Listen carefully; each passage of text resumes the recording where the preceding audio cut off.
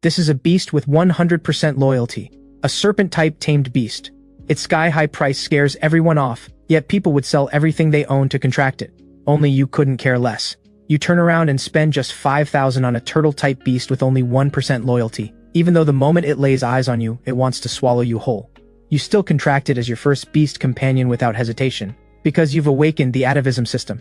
It can revert any spirit beast with bloodline purity above 1% into an extinct ancient fierce beast, and the beast's loyalty and affinity both hit 100%. Now you pull out a low-rank contract seal to force a contract with the jade-marked spirit turtle, but the turtle fights back, fiercely, refusing to accept a broke kid like you as its master. After 30 minutes of mental suppression, the contract seal is finally imprinted on the turtle's head. Congratulations, player. Beast contract successful. Beast Atavism unlocked. Beast Codex unlocked. Assimilation unlocked. Ancient Ring Arena unlocked. Starter gift 1 Atavism Elixir. It can revert the 1-star Transcendent Jade-marked Spirit Turtle into a 2-star Transcendent Bloodshell Savage Turtle. But you clearly remember, the turtle's normal evolution should be a Jade Spirit Turtle. What even is a Bloodshell Savage Turtle? Did the system glitch? You pull out the Beast Encyclopedia from school, ready to check the Jade Spirit Turtle stats first. Jade Spirit Turtle. 2-star Transcendent. Strength, 50. Speed, 5.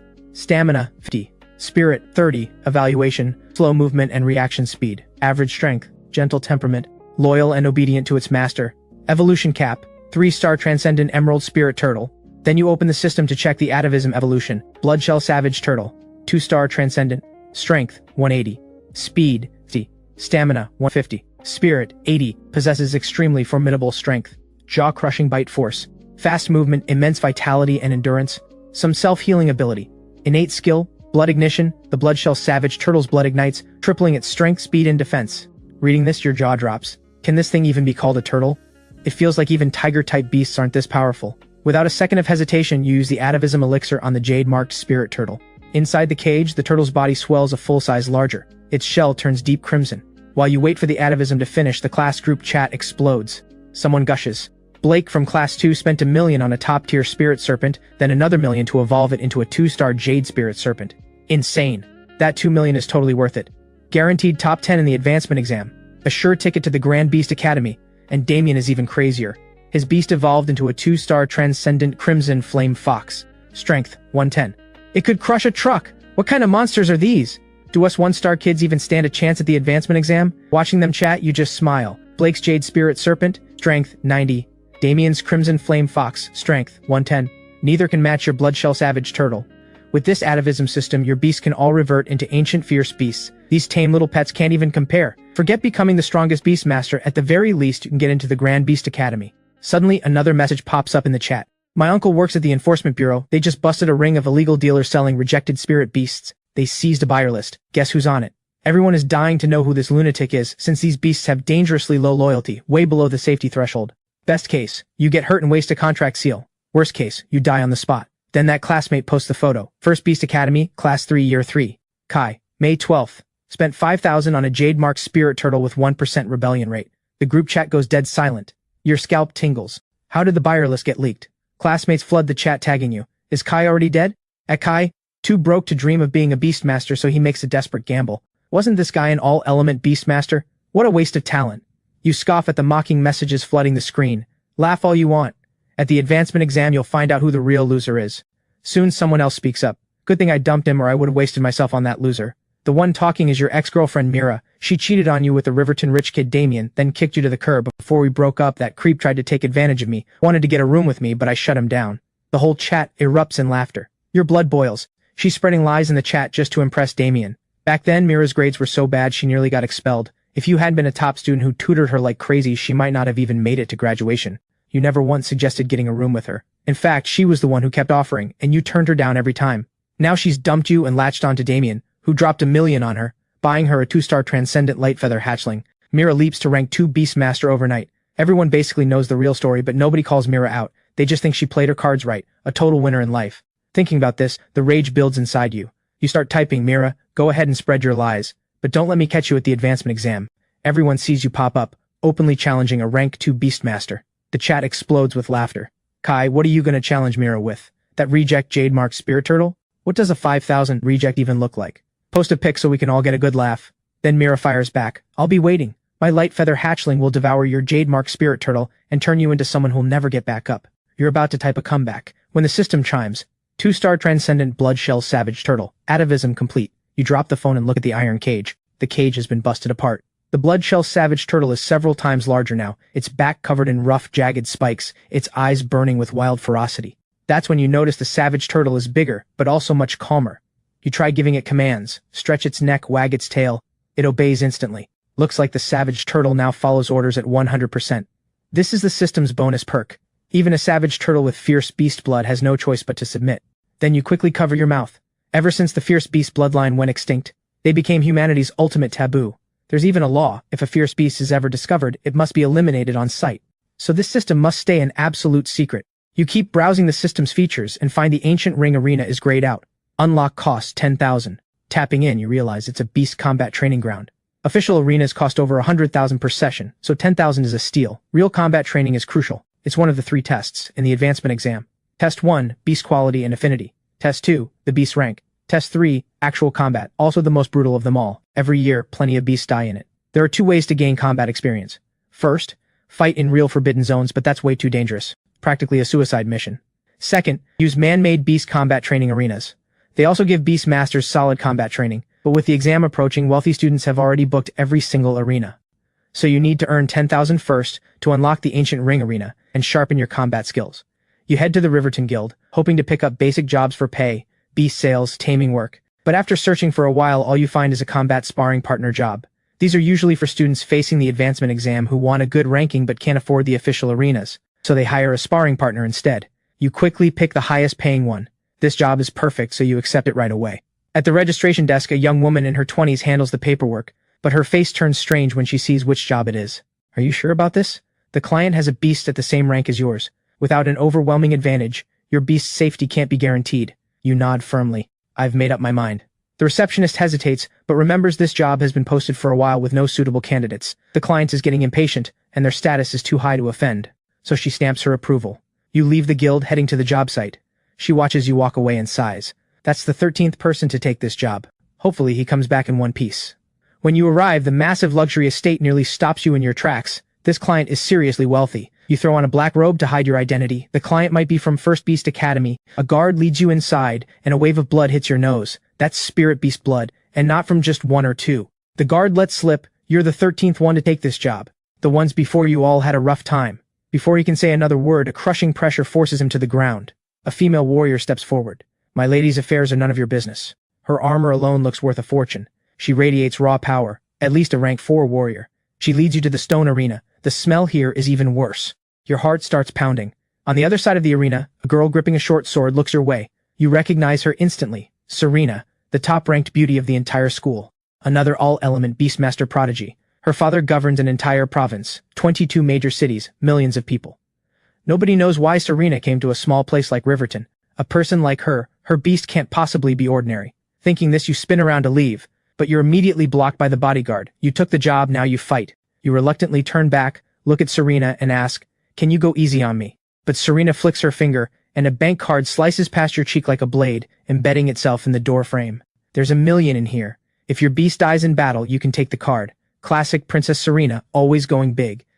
But when Serena hears the nickname, her brow furrows instantly. You know who I am? You clap your hand over your mouth. Just then the bodyguard brings in another person. The next sparring partner has arrived. It's Blake from Class 2. He took the same job. You step aside. How about he goes first? Blake shoots you a contemptuous look and steps right into the stone arena. His jade spirit serpent appears, its green scales clearly built for solid defense. Then Serena summons her own beast. Light spills from the beast space as a graceful fox steps out, its body shimmering with a strange 9-colored glow. You and Blake both go pale. The 9-color fox, ranked 33rd on the Heaven tier beast list. All 3,600 known spirit beasts are divided into 4 tiers: Heaven, Earth, Mystic, and Yellow. Only the strongest of all spirit beasts, the top 100, make the Heaven tier. Rank 33 is elite among the elite. Serena points at both of you. You two can come at me together. But Blake refuses. I don't need anyone's help. I'll fight you fair and square. The bodyguard hears this and presses a button. The stone arena begins shifting terrain. In seconds, it transforms into a dense forest. Blake's face lights up. The jungle is the Jade Spirit Serpent's home turf. Under Blake's command, the serpent hides in the trees. While the 9-color fox is still searching, the Jade Spirit Serpent strikes. The 9-color fox dodges with a light leap. Its 9 colored tails morph into tail blades, launching forward in a flash and slicing across.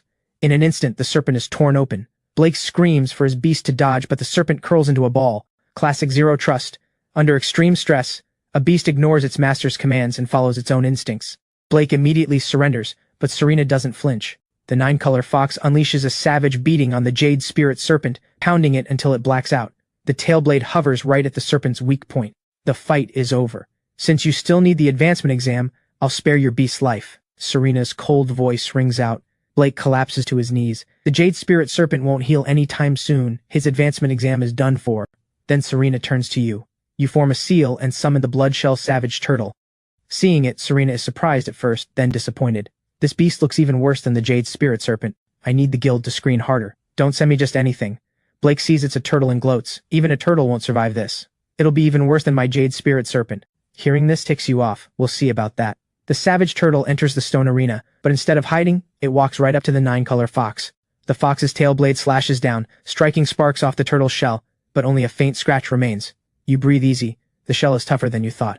Serena shows a rare look of surprise. As the 9-color fox attacks relentlessly and time ticks by, an idea hits you. You don't have to do anything, you still earn 10,000 an hour, just wait it out. 2 hours later, the 9-color fox is completely drained, its face showing an almost human look of disbelief.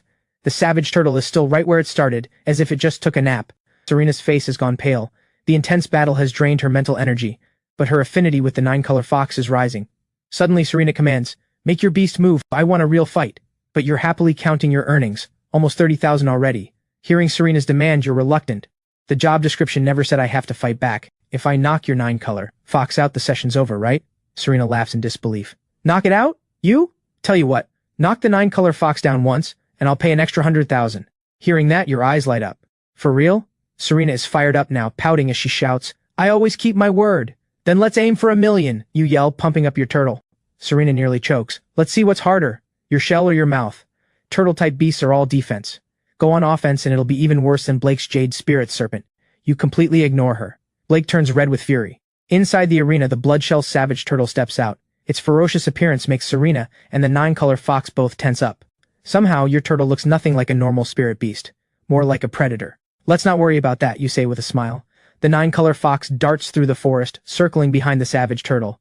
But the turtle suddenly moves, whipping around with a tearing claw strike, slamming right into the 9-color fox. Massive sparks erupt.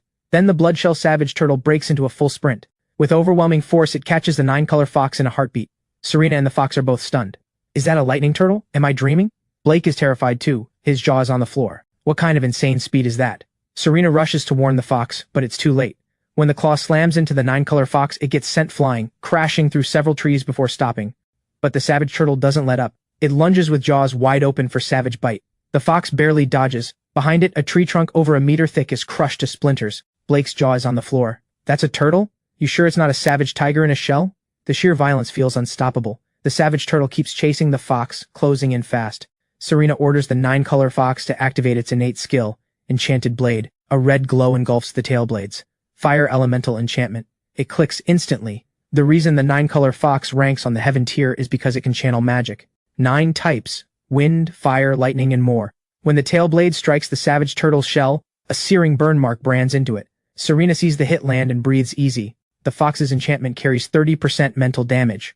That kind of pain is more than most spirit beasts can handle. They break free from their master's control. If the beast runs 10 meters, she wins. Most beast masters would soothe their beasts right now. You know pushing harder isn't a good call, but you grit your teeth and shout, "Push through and tear it apart."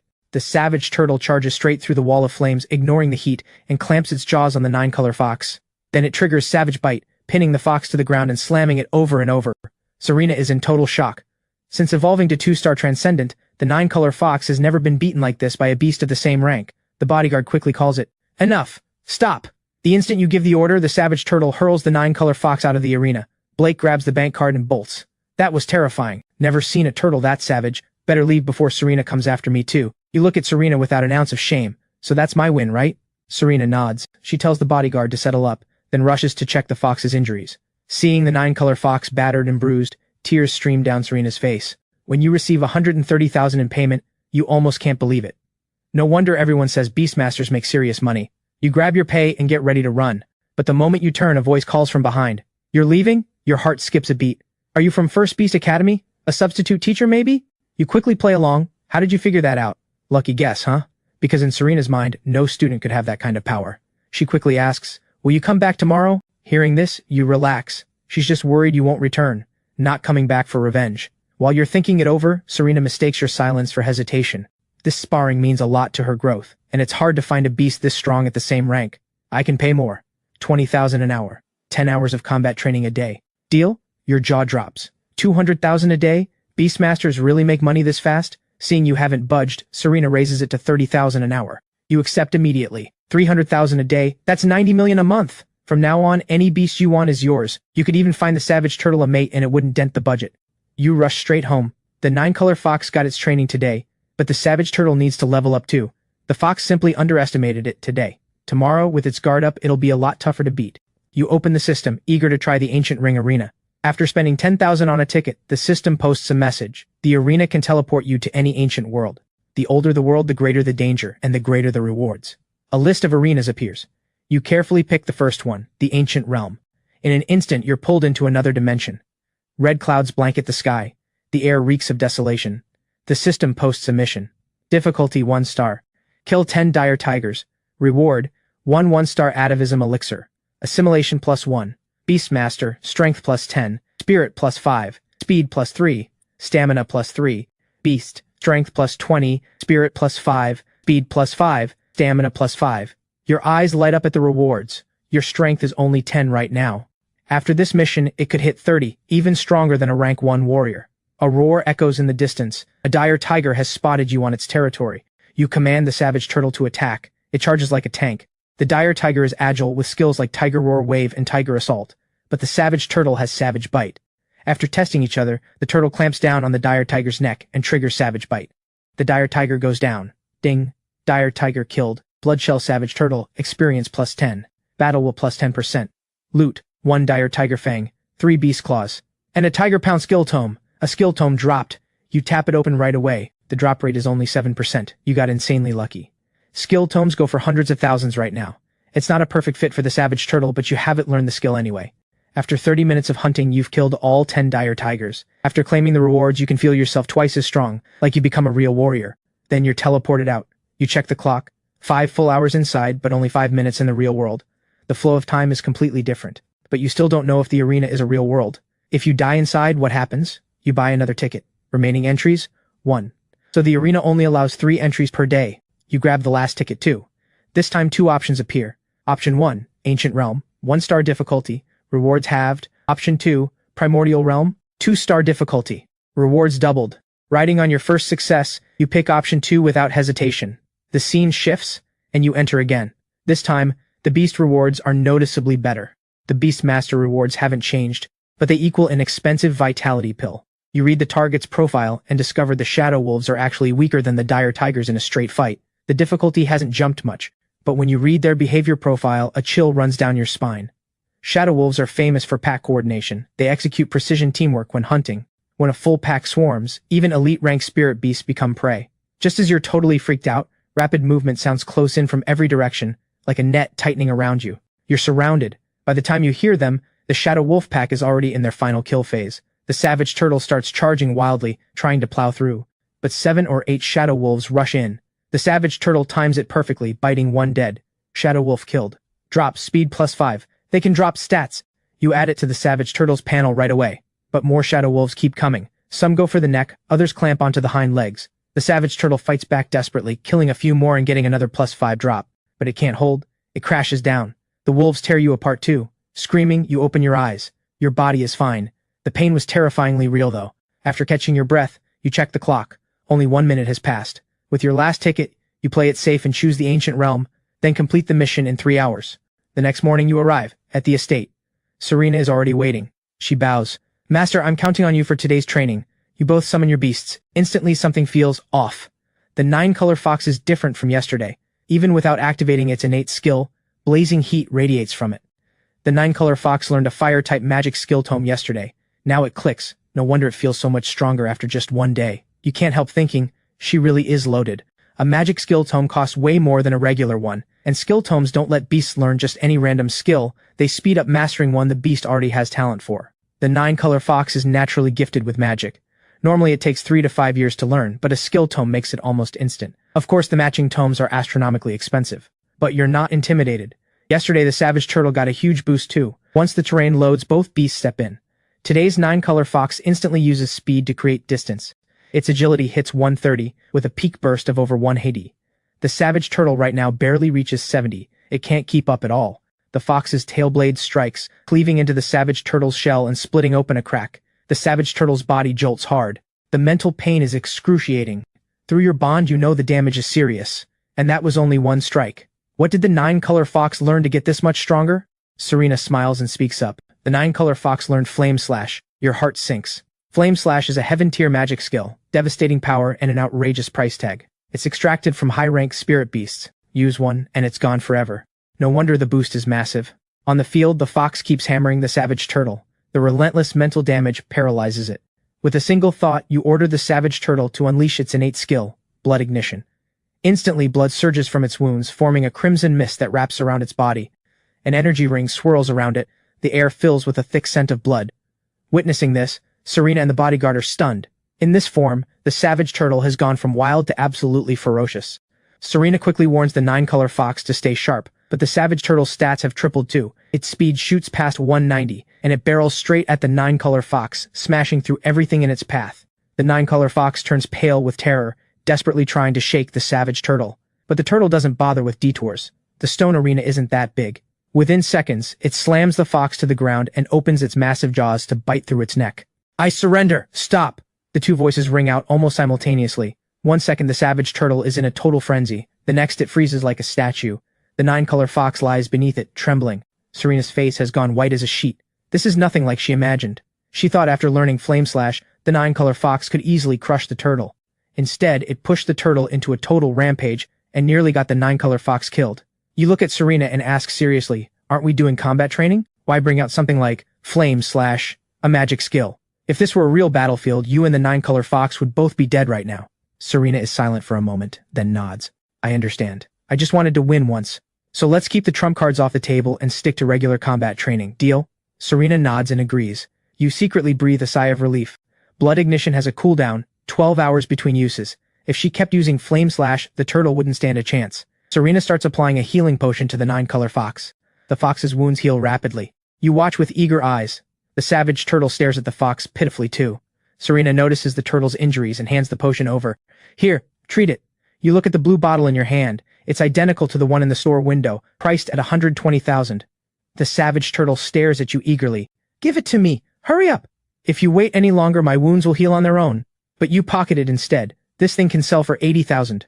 Using it on the turtle would be a total waste. Serena catches your little move but says nothing. By the time the 9-color fox is fully healed, the Savage Turtle's wounds have mostly closed up on their own. Serena is surprised. Master, your turtle self-healing is incredible. You scratch your head and grin sheepishly. Ever since she started calling you master, you've kind of enjoyed it. Over the next 9 hours you both train hard.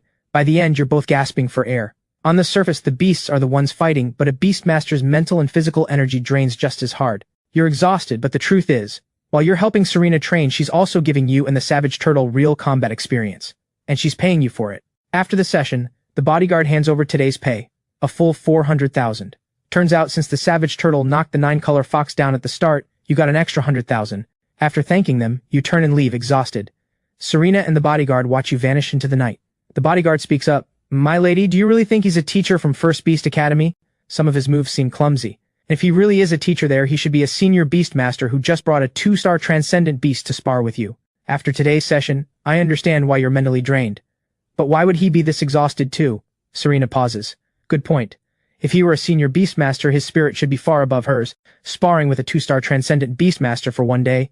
Why would that tire him out? The bodyguard asks, My lady, shall I look into who he really is? Serena thinks for a moment, then gently shakes her head. No need. Who he is doesn't matter. What matters is that training with him gives me and the 9-color fox a huge boost.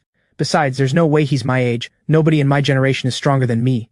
Meanwhile, you head home without a clue. You open the Ancient Ring Arena again. All 3 entries on 1-star Ancient Realm. Today's trial gets you thinking. What is the Ancient Ring Arena really? It doesn't feel like a virtual game world. The territory you cleared yesterday hasn't respawned any dire tigers. Even yesterday's battle scars are still there, along with footprints left by other dire tigers that came to investigate. Tracks and traces. But you also died in the Shadow Wolf mission yesterday, yet came back perfectly fine in reality. Also, while farming dire tigers today, something unusual dropped, an obedience potion. It boosts a beast's obedience by 3%, only works on beasts below 2-star transcendent, a nice bonus but completely useless to you. Why would the arena drop something like this? Before you can figure it out, your phone buzzes. The group chat is going wild, the advancement exam rules are changing. In previous years, the third test was standard combat, but this year, it's being replaced with a survival mission in the Forbidden Wilds against wild spirit beasts. The news hits like a thunderbolt. Wild beasts have real combat experience. For exam students, it's practically a death sentence. One classmate suddenly says, "No wonder every training arena got booked this year. Feels like a lot of people got tipped off early." That comment wakes a lot of people up, but most are confused about why the sudden change. Someone in the know replies, "The Grand Beast Academy has a new headmaster. He says training beast masters without real combat is a waste of resources." And there's an even bigger bombshell. Students who pass the exam get migration rights. This year, Riverton got extra slots, so candidates from major cities will take the exam under Riverton's name. The one leaking all this is Marcus. His uncle runs the Riverton Enforcement Bureau, so he has access to information nobody else gets. You have a gut feeling he's right. A survival exam in the Forbidden Wilds has never been done before, but every training arena is already booked solid, so your only option is the discovery you made today. A glitch in the ancient ring arena. In past years, the exam was student versus student combat. This year, it's deep inside the Forbidden Zone. Everyone says stepping into the Forbidden Wilds is a death sentence, a slaughterhouse built for geniuses. But you're actually excited, because you found the system's loophole. As long as you stay inside the ancient ring arena without completing the mission, you can extend combat time indefinitely. Even 1,000 rounds inside only costs a few hours in real life. So you plan to launch your own training program before the exam. Every day you spar with Serena. 10 hours of intense combat. Then at night, you and the Savage Turtle enter the ancient ring arena, deliberately avoiding the mission target dire tigers and hunting other fierce beasts instead. As long as you survive, a single session means half a month of non-stop fighting. So the Savage Turtle gains 30 strength points every day. Even if rich kids fed their beast vitality pills daily, they couldn't match your growth rate. 1 week later, you've earned over 10 million from Serena. Your first thought is curing your father's illness. He had spent years hunting fierce beasts in the demon caverns to support you, and the blood toxin from the caverns invaded his body. So the first thing you do with this money is try to cure his blood poisoning for good. When you call the provincial hospital, the doctor hears it's reached stage 3 and tells you there's virtually no cure. The answer hits like a thunderbolt. How much do you need? 10 million? 20 million? As long as it can be cured, I'll find the money, any amount. The doctor sighs. Stage 1 or 2 is treatable, but stage 3 is beyond us. Then he adds, unless it's the healing beast inside the Grand Beast Academy, it can completely purge blood toxin. Beastmasters hold enormous status. If you can get that healer to help, your father still has a chance. Hearing this, you wipe away your tears. You have to get into the Grand Beast Academy. It's the only way to reach that healer. Over the next month, you and Serena train daily. 1 week before the exam, Serena says she's heading to a professional training arena, ending your partnership. You feel a little sad. After all, once the advancement exam is over, you two will be parallel lines that never cross again. During this time, you've been exploiting the glitch in the ancient ring arena. Total time inside, 600 days. The Savage Turtle strength has skyrocketed past 1,000. Your own strength has broken past 60, far beyond a rank 1 warrior. Your spirit has also crossed the 50-point milestone.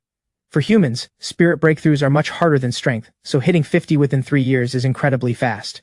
Because once your spirit passes 50, you unlock a second beast slot, allowing you to contract a second beast. You head to the Beast Center. A saleswoman hurries over. "Hey handsome, what's your Beastmaster talent? I can help you find a match." You answer casually, "Any element works." Her eyes go wide. "Are you an all-element Beastmaster?" Half the store turns to stare. You awkwardly say, "Just show me some cheap ones." She takes you to a different section. "This one's the cheapest we've got. Rebellion rate, only 72%. It's risky, I wouldn't recommend it." You look at it and hesitate.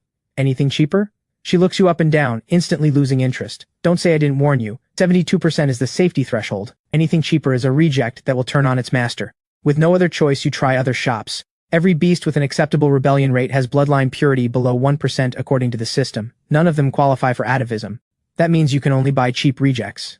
You dig through spam messages on your phone. After contacting several sellers, you finally reach one. He wants 5,000 for a beast with 40% rebellion rate. You reject it immediately. You only want one with under 10%, and the seller couldn't care less if you live or die. He ships it fast. At home, you find a black cage at your door. The moment you step close, a dark blur lunges at you. Inside is a panda beast. It's said to be an ancient species that's gone the cute route. Most people can only keep them as pets.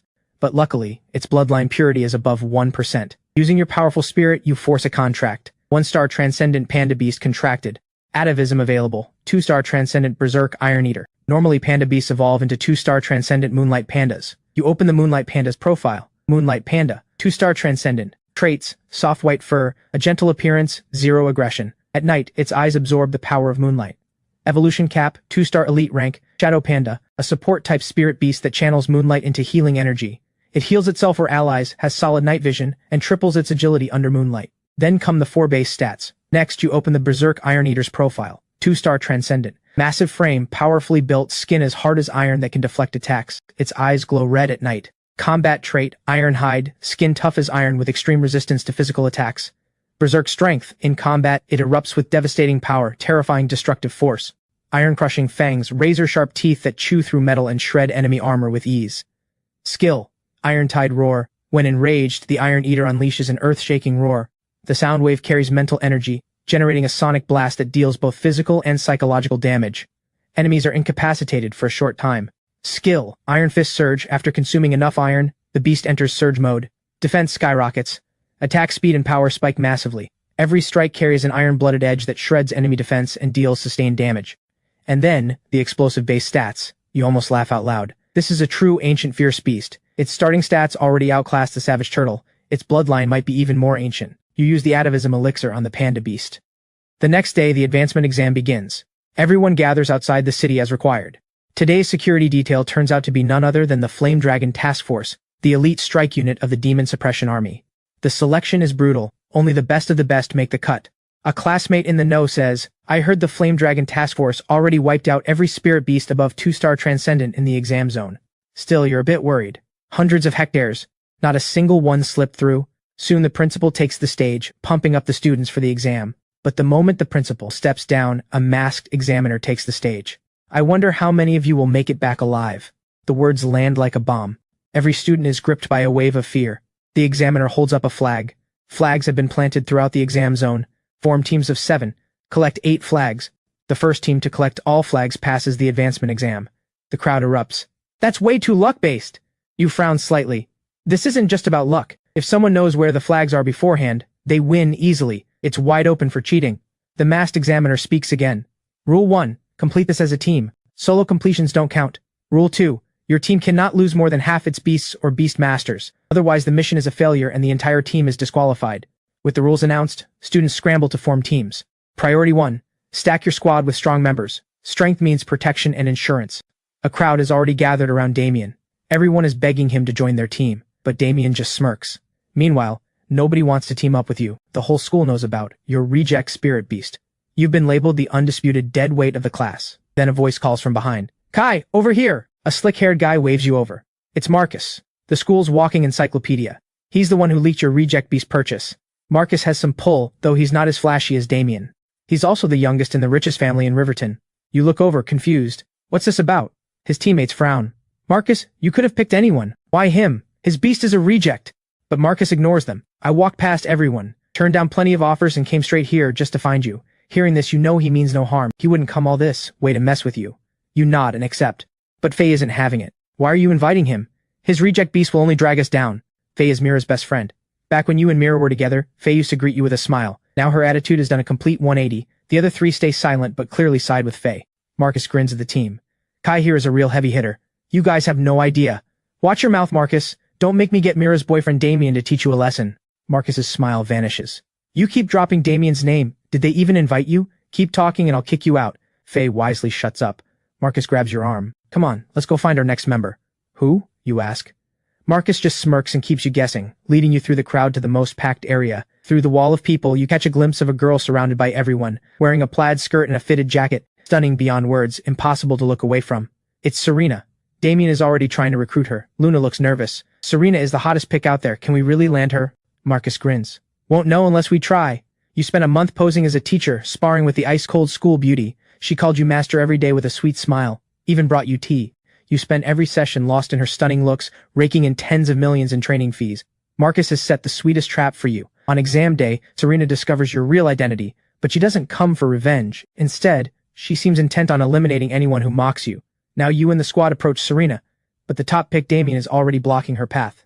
"Serena, trust me. Our squad is your best option." His voice drips with sincerity, but Serena stays ice cold, as if waiting for something. Marcus steps up. "Serena, why not consider us? I can throw in some secret intel." Damien glances over at your squad. Seeing you, he frowns. Mira, beside him, looks at you with pure disgust. Kai, you bought a reject beast and still dare show up? You chuckle. Remember what I said? Don't let me catch you at the exam. Threatened in public, Mira explodes. I wouldn't boil your jade mark spirit turtle for soup. And you think it can fight my light feather hatchling? Damien chimes in. Kai, your luck just ran out. People die in the Forbidden Wilds all the time. You're dead for sure. The crowd shoots you looks of pity. Your eyes turn cold. You're right. People dying in this exam is perfectly normal. A chill runs through Damien and Mira. Serena turns to look at you, then asks Marcus, you really know who he is? Of course. My uncle runs the Riverton Guild. They exchange cryptic hints. Moments later, Serena walks toward your squad. She actually picks Marcus's team. Damien is stunned. Everyone around is completely dumbfounded. Does Serena not want to pass? Before anyone can figure it out, all students enter the Forbidden Wilds. Everyone receives a wristband that monitors vital signs and can send a distress signal. After pushing deeper into the wilds, a massive tiger bursts from the brush. The three girls scream. Travis tries to look calm, but his legs are shaking. A wild 2-star transcendent glazed tiger. Serious combat power. Marcus yelps and ducks behind you. Only you and Serena stay calm. She knows her 9-color fox can slash a glazed tiger in seconds, so she's not worried at all, but curious about your confidence. After facing dire tigers in the ancient ring arena, the glazed tiger barely registers. But you're torn. The berserk iron eater isn't fully evolved yet. If you summon the savage turtle, your cover is blown. If Serena finds out the guy she's been calling master is you, she'll hunt you down for 3 days. Marcus sees you hesitate. Kai, aren't you going to fight? We're in a combat exam. You give Marcus a long look, but the glazed tiger is already charging at you. Travis backs away, no intention of helping. Faye actually shouts, I knew Kai would drag us down. Don't save him, we have 3 death slots anyway. At the last second, a flash of silver streaks through the air. The glazed tiger's head separates from its body and crashes to the ground. Everyone looks at Serena. Her 9-color fox licks blood off its claws. So decisive. Nothing like a rookie beastmaster. A wild 2-star transcendent beast didn't even last 1 second. Luna gazes at Serena in awe. Travis quietly summons his beast, a demonic ape standing over 2 meters tall. Everyone recognizes it, a former top 100 yellow-tier beast. Marcus suggests everyone summon their beasts so they can react instantly to danger. One by one, they summon. Faye's is a star spirit butterfly. Luna's is a swift shadow leopard. Autumn's is a green spirit treant. All of them 2-star transcendent. Everyone complains about how competitive it is, but secretly everyone has been evolving. Then Marcus summons his, a round chubby pig glowing golden. A stark contrast to the rest. But nobody laughs. This pig is the #1 ranked beast on the yellow tier, the lazy pig. It releases a special mental energy that warps enemies' minds, slowing their movements and draining their will to fight. Marcus plays humble. His dad spent a fortune to get it. Stop staring. Compared to Kai and Serena, I'm nothing. Faye frowns. Serena, sure. But Kai just bought a reject. He's the weakest link. Suddenly, more glazed tigers burst from the jungle. Travis screams, contact! Then parks himself next to Serena, ready to fight alongside her. Faye hides behind Marcus, but Luna charges forward with incredible bravery, sending her swift shadow leopard straight into the glazed tigers. The beasts are evenly matched, but the glazed tigers have numbers. They nearly tear the swift shadow leopard apart. Autumn screams. 3 glazed tigers are charging at them. Her green spirit treant is support type, useless in a fight. Travis's demonic ape doesn't lift a finger either. Your eyes go cold. You summon the Bloodshell Savage Turtle. A wave of blood scent rises within meters. Serena's pupils shrink. She stares in disbelief. 2 of the 3 on this side have lost combat power. You have to kill every last glazed tiger. The savage turtle charges. It dodges the glazed tiger's massive jaws, clamps down on its neck, and shakes violently. The glazed tiger drops dead. The savage turtle launches blood armor charge. 1 glazed tiger is ripped open. Another is shredded by its claws. Moments later, the savage turtle stands drenched in blood. All 8 glazed tigers, wiped out. Everyone stares in shock. Travis's legs won't stop shaking. Faye's face darkens. You look at everyone. When danger hit, you all race to back off. Is this what you call a team? Faye recovers and sneers. What are you so cocky about, Kai? You just killed a few glazed tigers. That was your chance to show off. Next time we won't need a loser like you. Then she tells the group. We probably overestimated the glazed tigers. They're really not that tough. Any of us could handle a whole pack. Travis puffs out his chest. Didn't get my turn this time. Next time we run into a pack, I'll show you what I've got. The words barely leave his mouth when snarls ring out. 7 or 8 more glazed tigers charge out. This time you grab Luna and Autumn and duck behind Serena. While Faye hesitates, Marcus shoves her forward. Your turn, Faye! She has no choice. Her star spirit butterfly flutters above the glazed tigers, trying to sprinkle knockout dust and slice their heads off. But the butterfly can never find the right position. The tigers dodge every time. Moments later, the star spirit butterfly is torn apart. Travis finally reacts, but too late. His demonic ape is surrounded by 4 glazed tigers, getting mauled. It's about to be torn apart. Travis calls for help, but Serena completely ignores him. Marcus just shrugs. Then Travis turns to you with a stiff, forced tone. Kai, save my demonic ape. You almost consider it, but that attitude kills your sympathy. Seeing you ignore him, Travis points and threatens, "Are you asking to die, Kai? Damien and I are tight. I'll have him end you." You chuckle. "I know you're Damien's lackey. Go ask Damien to save you." Travis turns red but sees his demonic ape getting torn apart. He drops to his knees. "Kai, please, save my demonic ape." You smile at him. Should have started with that attitude. Travis's heart leaps. He thinks you're about to help, but you shut him down flat. Too late to beg now. Travis finally realizes you've been toying with him. Marcus drops a brutal truth bomb from the sidelines. You and Faye could have saved Luna's swift shadow leopard, but you stood there and watched. Getting eliminated is what you deserve. He pats the lazy pig. It starts snorting, releasing an eerie hum. The glazed tigers slow down, then freeze in place. Serena immediately commands the 9-color fox to attack. Moments later, every glazed tiger is cut down. Crisis averted, but the team has changed.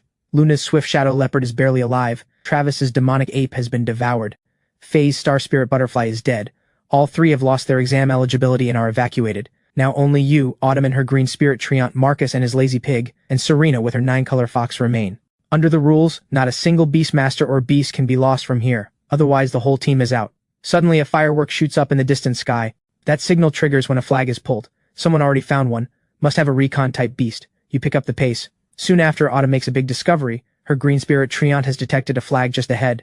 When you arrive, a red flag stands in the middle of an open clearing. Something about this spot feels off. Serena's 9-color fox runs ahead to scout. The moment it steps into the flag zone, the ground collapses. The fox pushes off debris in a split second and barely makes it back. A massive sinkhole opens up, hundreds of meters deep. Everyone is stunned. Sharp bamboo spikes line the bottom. How do you grab this flag? Autumn timidly raises her hand. I can try. She has the green spirit treant root at the edge and stretch its branches across, gently curling around the flag and pulling it free. Autumn looks puzzled. That was way too loose, like someone just stuck it there. You also notice no firework goes off. Suddenly a shrill cry pierces the air. A large bird dives from the sky, snatches the flag right out of Autumn's hands and flies to a nearby tree. Several figures stand there. It's Damien and Mira's squad. They smirk at you. What did I tell you? People are going to die in this exam. And you walked right into it. You're surprised they set up something this massive. Serena speaks up. There's no way they dug this since the exam started. Someone set this up before the exam, specifically to weaken the stronger transfer students. Seeing you've seen through the trap, Damien decides to take you out first. But Mira insists on a one-on-one. The bird that stole the flag is her 2-star transcendent light feather hatchling. Not exactly built for heavy combat, but against a jade-marked spirit turtle, it's a total mismatch. The light feather hatchling charges at you. Its razor claws can slice through steel. Damien's crew breaks into confident grins, joking Mira is going too hard. They think you only have a 1-star jade-marked spirit turtle. Mira scoffs. I said I'd kill it. Right now she only cares about destroying you, the one who knows her dirty secrets. You're the only obstacle to her marrying into wealth. Your feelings are complicated. How did Mira become like this? You decide not to hold back. You snap your fingers. Terrifying killing intent pours from your beast space. Invisible pressure fills the air. Marcus's heart pounds. Here it comes. Kai's tyrannical dragon turtle is about to enter the arena. But what steps out isn't the savage turtle. It's a panda gleaming with metallic luster. Both sides are stunned. Mira's jaw drops. What kind of beast is that? You were supposed to have a jade-marked spirit turtle. Damien squints. A panda beast evolution? His teammate adds. Looks like another reject. On your side, Marcus and the others are speechless. Marcus's scalp is tingling. Kai's spirit actually hit 50. Absolutely insane. I definitely backed the right horse. Serena's jaw drops too, remembering those sparring sessions. Even a heaven-tier beast couldn't beat you, and now you're a dual beast master. That growth rate is off the charts. The light feather hatchling launches its attack on the berserk Iron Eater, frantically beating its wings, trying to rip off a chunk of flesh. But the Iron Eater stands like a mountain. Crimson eyes blaze with violence. It grabs the light feather hatchling by the leg, slams it into the ground, and smashes it again and again. The bird screams in agony. The smile freezes on Mira's face. She screams. How can this trash beast be this strong? Kill this stupid panda. I spent 2 million on you. You can't lose to a 5,000 reject. The hatchling thrashes wildly, but it's hopelessly outmatched and stays pinned. The Iron Eater raises its bulging arm and rips the light feather hatchling clean in half. Mira freezes as if struck by lightning, then glares at you. Kai, this isn't over. Before she finishes her threat, the Iron Eater shoves the light feather hatchling into its mouth, chews it up in 2 bites, and swallows. It spits out a couple of feathers. Mira's threats die in her throat. A chill runs down everyone's spine. Marcus and the others gasp. Beast eating beasts is normal, but this panda eats like a villain. You walk up and kick the Iron Eater. Did you seriously just eat that? The suicidal move makes hearts jump into throats. Everyone knows a blood-frenzied beast is unstable. Provoking it is extremely dangerous. Damien watches with an amused grin, expecting the panda to turn on you. Marcus and Autumn cover their eyes. But the Iron Eater raises a paw, scratches the back of its head, and breaks into a goofy grin. Everyone is floored. A beast this savage, this docile in front of you, they can't imagine how high your affinity is. You walk straight up to Damien. Your trap nearly killed us. We need to settle this. Damien's face darkens. You killed one bird that can't even fight, and you think you can face me? Brutus steps up. Damien, don't waste your breath. I'll handle him. He summons a massive demonic ape that charges instantly. The Iron Eater collides head-on, two beasts tearing into each other. Then everyone notices something strange. The demonic ape has 180 strength. How is a panda keeping up? Brutus sees the stalemate and, for pride's sake, orders the demonic ape to equip gear. His teammates rush to stop him. Are you insane? If the patrol examiners catch this, it's instant disqualification. But Damien tells Brutus not to worry. If the patrol comes, I'll cover for you. With Damien backing him, Brutus tosses the gear over. The demonic ape equips it. Its combat power jumps to another level. Marcus panics. Serena, should we help Kai? Serena answers casually. No need. Did you forget he still has a turtle? On the field, you look at Brutus and snap your fingers. The Iron Eater lets out an earth-shaking roar. Its muscles bulge and it hammers the demonic ape with its claws. Even when the spiked armor pierces its palms, the Iron Eater doesn't retreat a single step. Its attacks grow faster, more savage. The demonic ape buckles and gets slammed against a tree. Brutus drops to his knees in despair. Then comes a horrifying sight. The Iron Eater devours the demonic ape on the spot. The crowd is stunned speechless. Serena's eyes widen. She has never seen a beast this fearless. Rough appearance aside, everything else is perfect. Outside the exam zone, parents are panicking. Dots on the display keep disappearing, meaning teams are falling one after another. The most anxious is your adoptive mother. You never told her the rules had changed. She just found out. She had given you her hospital treatment money to buy a beast for the exam. When she went to pay the bill, she discovered you had already paid it. After asking around, she learned you bought a reject beast and entered this deadly exam. As she weeps, a wealthy woman beside her sneers. I told you to give up your little fantasy. I didn't expect he'd actually dare take the exam, so I had to arrange a little something. Your mother turns around. It's Lady Long, wife of Demon Suppression General Long, your stepmother. Because you are General Long's illegitimate son. Your status was never recognized, so you were abandoned in this remote border town. Your adoptive parents took you in. But Lady Long, to keep you from the Long family, planted transfer students in the exam to eliminate you. Hearing she sent elite prodigies from the big city, terror grips your mother's heart. Kai is in danger. Back in the wilds, you're about to settle things with Damien. But a buzzing sound comes from the distance. Someone shouts, Damien, the patrol examiners are almost here. Let's go. Damien quickly backs away from you and drops one last threat. Kai, don't you dare get eliminated early. I'm coming for you personally at the end. He takes off with his crew. You don't chase, your squad slips away too. Marcus catches up. Kai, why are we running? You shoot him a look. You want to explain that giant pit to the examiners? Traps might be tolerated, but not if you get caught at the scene. Marcus clicks his tongue. We didn't even grab Damien's 3 flags. It's only going to get harder from here. The squad picks up the pace. After searching for a while, you finally find a flag. A firework explodes in the sky. Marcus curses under his breath as he stows the flag. Let's move. Other teams will come running. Just as everyone prepares to leave, Serena stops and stares ahead. She points. Master, there are people over there. Didn't you notice? Every hair on your body stands on end. Serena just called you master. You haven't heard that in a while. She's about to settle the score. You glance at Serena cautiously. She's staring at you with a look of pure betrayal. Serena, you're too kind. No need to call me master anymore, right? Serena blinks her big eyes, all innocence. Why not, master? You're half guilty, half thrilled, because nobody can resist the school beauty calling them master in that fierce yet sweet voice. Marcus sidles over. You two have some interesting hobbies, but maybe focus on the situation? His words instantly make both of you blush. Shut up! You both snap in unison. A squad emerges from the trees, one of the transfer student teams. They're holding 2 flags. Leading them is a massive young man with a towering black bear behind him. The sheer size is overwhelming. Clearly a 3-star transcendent beast. You recognize it, an iron-armored warbear. The exam has an age restriction. You must contract your beast in the year you turn 18. So pulling out a 3-star transcendent beast now means either extraordinary talent or illegal evolution. If they really had this kind of power, why come to a border town for the exam? Obviously the latter. And these people have had it out for you from the start. Sure enough, they all look straight at you. Kurt, this is the guy, right? Take him out and the deal is done. Kurt glances at Serena and you. Here to die? Serena folds her arms, ignoring him. Marcus scoffs. If you're not using your brain, donate it. Can't you see we only have 4 people left? Lose one more and our whole team is out.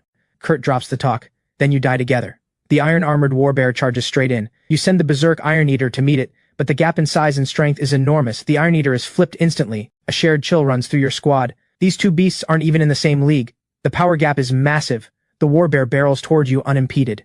Serena barks an order. The 9-color fox leaps in front of the warbear and unleashes its innate skill, Enchanted Blade plus Flame Slash. A gash opens across the warbear's chest. Kurt flinches. As expected of Heaven Tier rank 33, punching above its weight from 2-star to 3-star. But Kurt's grin only deepens. Two more powerful auras appear behind him, a thunderlion crackling with electric arcs and a giant python. Both are also 3-star transcendent. You're stunned. Every single one is illegally evolved. Then it hits you. It was that woman from the Long family who got you into Riverton, wasn't it? Kurt answers coolly. All you need to know is someone doesn't want you leaving alive. Accept your fate, you frown. Lately everyone keeps telling me to accept my fate. But who are you to say that? Kurt sighs. We looked you up before coming. Beastmasters are built on money. Your talent is useless without it. Right now all you can do is wait to die. The moment he finishes, a crunching sound fills the air. Everyone turns toward the noise. The berserk Iron Eater is on the warbear's back, devouring its armor plating. You can feel the Iron Eater's power skyrocketing, entering an even more berserk state. Kurt tries to intervene, but the Iron Eater's claws dig deep into the warbear. It bares its teeth in a bone-chilling grin and keeps devouring the armor. Iron Fist Surge activates, pinning the warbear down. The iron armor is exactly what gave the warbear its insane defense. Even heavy armor-piercing rounds couldn't crack it. But without the iron plating, the bear's natural hide is nothing special. In seconds, the back armor is completely devoured. Kurt loses all composure. Stop that stupid panda! Don't let it keep eating! But it's too late. The Iron Eater has met the conditions for full berserk mode. Its muscles swell to absurd proportions. The instant Iron Fist Surge fires, the warbear is pounded raw, its massive frame literally bent by the blows. Fist after fist connects, and the iron-armored warbear crashes to the ground. Its enormous body hits the earth with a thunderous boom. Kurt stares in disbelief. His dream of entering the Grand Beast Academy is shattered. But Lady Long said Kai Long's beasts were rejects. Serena can't help but look at you. All of his beasts share one trait, abnormally high obedience.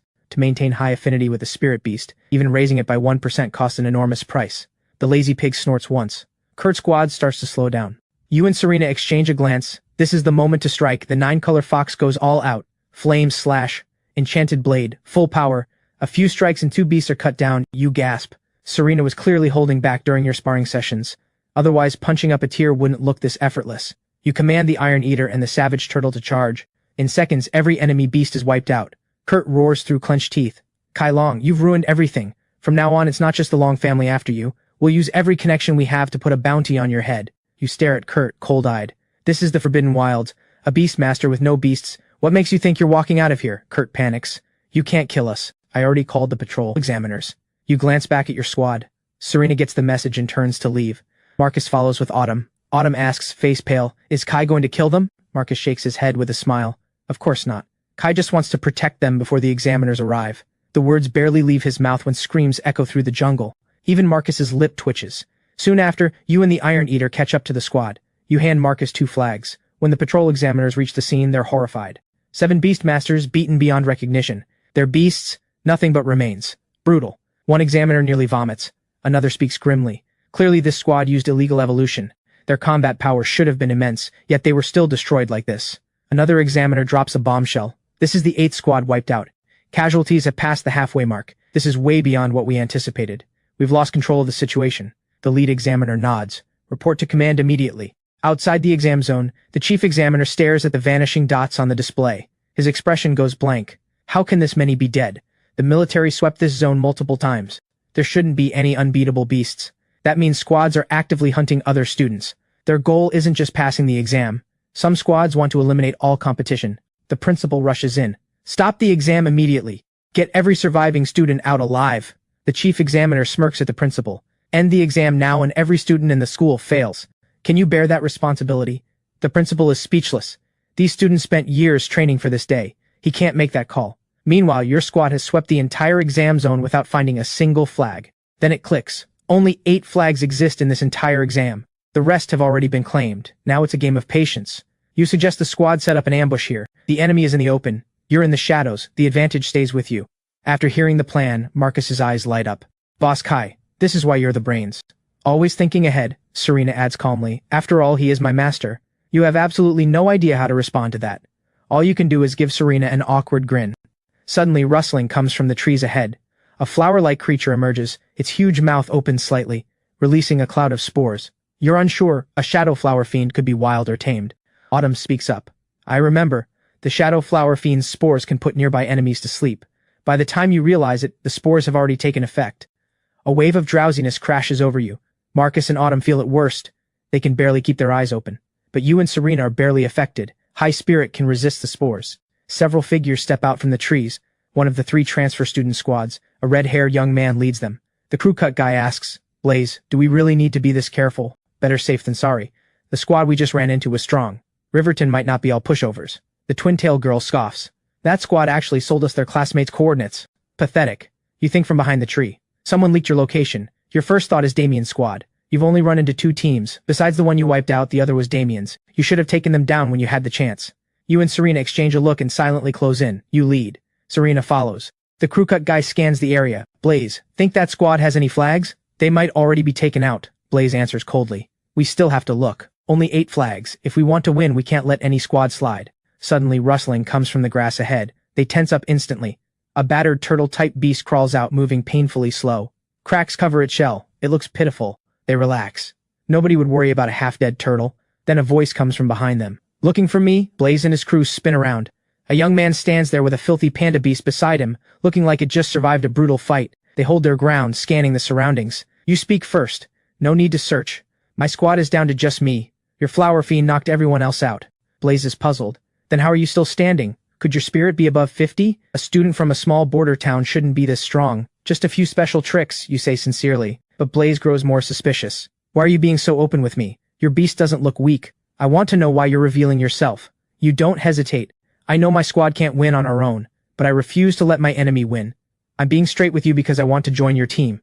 After learning Damien is your enemy, Blaze understands everything. I can work with that. But how do I trust you? You scratch your head. You should have restraint shackles, right? Put them on my mutant panda beast. Hearing you volunteer your own beast's identity, Blaze's trust grows. The crew cut guy pulls out 2 shackles and locks them onto the Iron Eater. These steel shackles can't be ripped apart even by 2 armored vehicles. Don't waste your energy trying.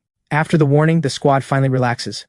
The twin-tail girl glances back. Blaze, that ugly turtle won't cause us trouble, right? Blaze barely glances at it. Look at it. In that condition, what kind of fight can it put up? It's weaker than the shackled panda. The Bloodshell Savage Turtle glances at you. The moment they turn around to question you, the Savage Turtle explodes into action, lunging at the Shadowflower Fiend with one devastating bite. Its terrifying jaw force snaps the creature clean in half. The long-haired girl suffers instant backlash, screaming as she collapses. Blaze's crew finally reacts, but the Savage Turtle's speed explodes. Savage killing intent surges upward. You trigger the innate skill, Blood Ignition. Stats triple again. The Savage Turtle clamps down on the stone golem. Despite being a strength-type beast, it can't withstand the assault at all. In seconds, it's crushed. Blaze's crew is frozen in shock. His eyes nearly pop out of his skull. What the hell is this turtle? How does it know Tiger Pounce? The twin-tail girl reacts first. Her unicorn rams the Savage Turtle several meters back. You look at her carefully, Mystic Tier Rank 27 unicorn. This girl's background is no joke. The whole squad finally responds. Blaze's Flamewing Lion pounces, the twin-tail girl's unicorn closes in fast. Then a streak of fire blasts from behind, slicing straight at the unicorn. It dodges the killing blow, but the follow-up barrage is too fast to evade. It can only block with its horn, the strongest part of its body. The horn shatters on impact. The twin-tail girl's face goes white. Blaze's crew is stunned. Serena's flawless beauty paired with a heaven-tier beast. This is no small-town local. Blaze fights to stay calm, analyzing the situation. We still have the advantage. They only have 2 beasts. The panda is locked down. But when he turns his head, he nearly curses. The Iron Eater is feasting on the shackles. When the last chunk of steel disappears into its mouth, the fight is now 3 against 4. And your side is clearly stronger. Blaze kicks himself. He speaks up fast. Hold on. We don't actually have a grudge. This is just about flags. Fighting to the death won't benefit either side. Here, take our 2 flags. That rat Damien tried to use us as his hit squad. I need to settle that score with him. You're surprised, but he has a point. A full-on battle helps nobody. You accept. As Blaze's crew turns to leave, he looks back. Your squad is strong, but something is seriously wrong with this exam. A lot of people have been taken out. Some didn't even get the chance to crush their wristbands. Watch yourselves. He leaves. Hearing this, the mood turns grim. Something is definitely wrong. But your squad now holds 4 flags. Victory is much closer. The finish line is in sight. You propose going on the offensive. The remaining 4 flags are probably with 1 squad. Marcus and Autumn agree. Serena nods. The 4 of you push forward. Meanwhile, outside, parents are in anguish. 2/3 of the names on the display have gone dark. Some students gave up. Most squads were completely wiped out, teleported back as nothing but broken remains. The chief examiner holds an emergency meeting. Among the survivors, only the transfer squads look suspicious. The deputy reports, of the 3 transfer squads, only 1 is at full strength. The other 2 took varying casualties. The chief examiner asks immediately, which transfer squad is at full strength? Suncrest. He gives the order at once. All patrol examiners are to monitor the Suncrest squad around the clock. Report anything suspicious immediately. Deputy, contact their city's principal at once. I need their full profiles. Soon Suncrest sends back the details. Several of their students did indeed transfer to Riverton for the exam. That mostly clears the chief examiner's concerns. But something doesn't add up. According to the Suncrest principal, these students aren't particularly impressive. Not even upper tier. The chief examiner frowns. How are students like that still alive? But the deputy's next words make the chief examiner's heart nearly stop. Suncrest recently experienced a fierce beast outbreak. Instantly, every face in the room changes. A wave of sheer terror engulfs the entire room. The Ancient Beast Order was one of humanity's most dangerous villain organizations. Their mission? Bring the ancient fierce beasts back to the world. By harnessing the overwhelming power of those beasts, they sought to shatter the current world order and wipe out every beastmaster. This attack has their fingerprints all over it. Those markings are ancient totems that terrify everyone, yet you called them kitty tattoos. Those snarling ancient fierce beasts. You insisted they were just barnyard pets. And while you casually wiped out a bunch of punks, the examiner said they were Suncrest's top squad. Now your team of 4 decides to go on the offensive hunting for flags, but after a full day and night of searching you haven't run into a single squad.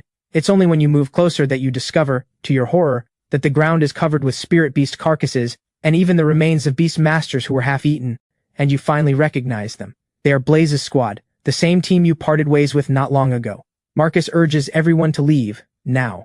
Then a patrol examiner appears up ahead, spots your group, walks over and asks if you've seen the Suncrest squad. You quickly say no and hurry away. But after just 2 steps, you remember the rules the chief examiner had laid out. Patrol examiners never initiate contact with examinees. And that look in his eyes just now was clearly off. Could the patrol examiner have been bought? Meanwhile, the examiner watches you leave, pulls out a radio and reports a set of coordinates. 4-man squad. They have flags. Soon after, you continue searching the forest and run into another team. Moving closer, you realize it's your old classmate Quinn's squad. Marcus goes over to ask how they're doing. Quinn's face is pale with panic. Just now we saw another squad clashing with a different team. It was absolutely savage. You're curious. Was it illegal evolution? I don't know about that, but their spirit beasts all felt wrong. Quinn points at your berserk Iron Eater.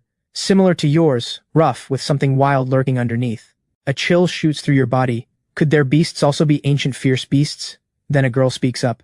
Everyone on the Suncrest squad has the same marking. It looks like a fierce beast but with a single eye in the center. You're taken aback. Suncrest's culture must be wild. Students can just get tattoos? Everyone goes dead silent. Serena shoots you a look. That totem represents a secret organization. Their goal is to unseal the ancient divine beasts and return to an age when those beasts ruled. After Serena finishes, you fall deep into thought. Could they have also activated the Atavism System? Before you can figure it out, you part ways with Quinn's group and press on, continuing the hunt for the remaining flags. Outside the exam grounds, the death toll has climbed too high, and the wailing of parents fills the air. The chief examiner assembles a squad, every member steely-eyed and radiating power. This is the Flame Dragon Task Force. He orders them into the exam grounds to rescue the remaining students and apprehend the Suncrest squad. If they resist, shoot to kill. Inside the arena, you pass through the aftermath of several battles, and you can't help wondering if any squads are even left alive. Marcus, always the nervous one, clings to the back of your jacket as you walk.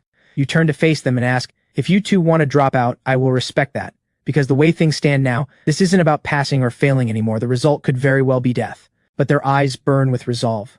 We all have our reasons for passing. Serena leans in. How come you didn't ask me? Because I know you won't give up. I've seen your willpower firsthand.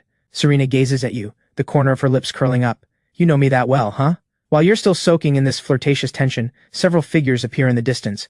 Their clothes are smeared with fresh blood as they close in. The one leading them is a tall, hulking man who radiates crushing pressure.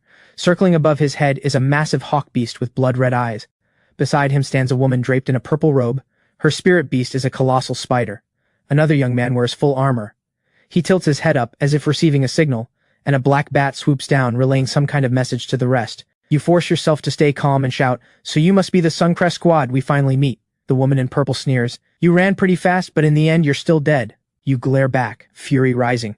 You're the one slaughtering examinees during the advancement exam. The armored fighter folds his arms. Yeah, that's us. So what? You grit your teeth. You'll find out soon, and Serena strikes without warning. The 9-color fox darts forward like a phantom, its tail blade crackling with white lightning, and in a flash, tears through one of the bat's wings. Before the Suncrest squad can even react, you send the berserk Iron Eater charging straight in. Seeing this, the armored fighter immediately summons an ancient giant serpent to engage the Iron Eater. But the berserk Iron Eater barely gets close before the serpent coils around it, constricting instantly. Forced into survival mode, the Iron Eater activates its talent, Iron Hide. Its muscles harden to solid steel, fighting with everything it has against the serpent's death grip. You call out to Serena, and she instantly reads your intent. In one stroke, the 9-color fox cleaves the ancient giant serpent in half. Dead silence falls over the battlefield. Marcus stands there, jaw on the floor. These two are absolutely insane together. They just crippled two enemy spirit beasts in the blink of an eye. The Suncrest squad is stunned. Two of their beasts are down before the fight even started. The hulking Suncrest captain roars, "Don't underestimate them, focus fire on the 9-color fox first!" The woman in purple lets out a soft laugh, and her pupils turn blood red. Her venomous spider bares its razor fangs and sprays a torrent of silk laced with powerful acid. White corrosive fog fills the air, stinging your eyes until you can barely keep them open. Your combat effectiveness plummets. Seeing this, Autumn commands her laurelin tree to take root, spreading a canopy of foliage above everyone's heads, purifying the corrosive substances in the air. As a support-type beastmaster, she finally proves her worth. Meanwhile, the berserk Iron Eater rips an entire tree out of the ground, uses its claws to shave the trunk into a spear, then charges forward and rams the makeshift weapon straight into the spider's silk gland. The venomous spider lets out a wail of agony. The 9-color fox follows up immediately, but when its tail blade slashes down, it gets caught on the spider's fangs. The woman in purple smirks. A fox's tail blade might not be harder than a spider's fangs. But right after that, a blazing arc of unknown origin erupts from behind the 9-color fox, cleaving down a second time, and the spider's head shatters in an instant. Fear grips the Suncrest squad. This isn't going the way they expected at all. This team is insanely strong. Retreat! But they spin around only to find a turtle blocking their path. The captain curses. Where'd this damn turtle come from? Stone-hunting hawk! Crush it! A massive hawk swoops down from above, diving straight at the Bloodshell Savage Turtle, wings spread wide, talons extended. Just as the hawk is about to grab the Savage Turtle, it leaps upward, jaws wide open, and counterstrikes the hawk head-on, slamming it to the ground. No matter how desperately the hawk thrashes, the Savage Turtle bites clean through its neck in seconds. While everyone stares in shock, you furrow your brow, sensing something off. The Suncrest squad isn't weak, sure, but in your eyes, they're just a bunch of punks. They simply don't have the strength to have eliminated this many examinees, especially Blaze, that squad captain. He shouldn't have gone down that easily. Outside the exam grounds, the Flame Dragon Task Force has entered the arena, yet more names go dark on the examinee roster. The chief examiner checks the casualty list and discovers the dead are the Suncrest squad themselves. He figures the task force must have found them and lets out a sigh of relief. It's finally going to stop. He picks up the radio. Looks like you found the Suncrest squad. But to his shock, the task force replies, "We haven't found them yet. The exam zone is too vast. They keep moving. We're still tracking." The chief examiner breaks into a cold sweat. If it wasn't you, then who eliminated the Suncrest squad? It appears the situation is far worse than anyone imagined. If the Suncrest squad wasn't the mastermind, then who is? Just then, another contingent of soldiers arrives in the distance. They're the garrison stationed in Riverton. Having learned that the ancient beast order appeared during the exam, their superiors dispatched them as reinforcements. The chief examiner is puzzled.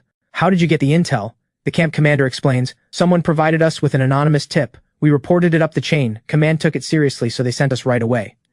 The chief examiner can't help but ask, "Then what about Riverton? Doesn't that mean the city has no garrison left?"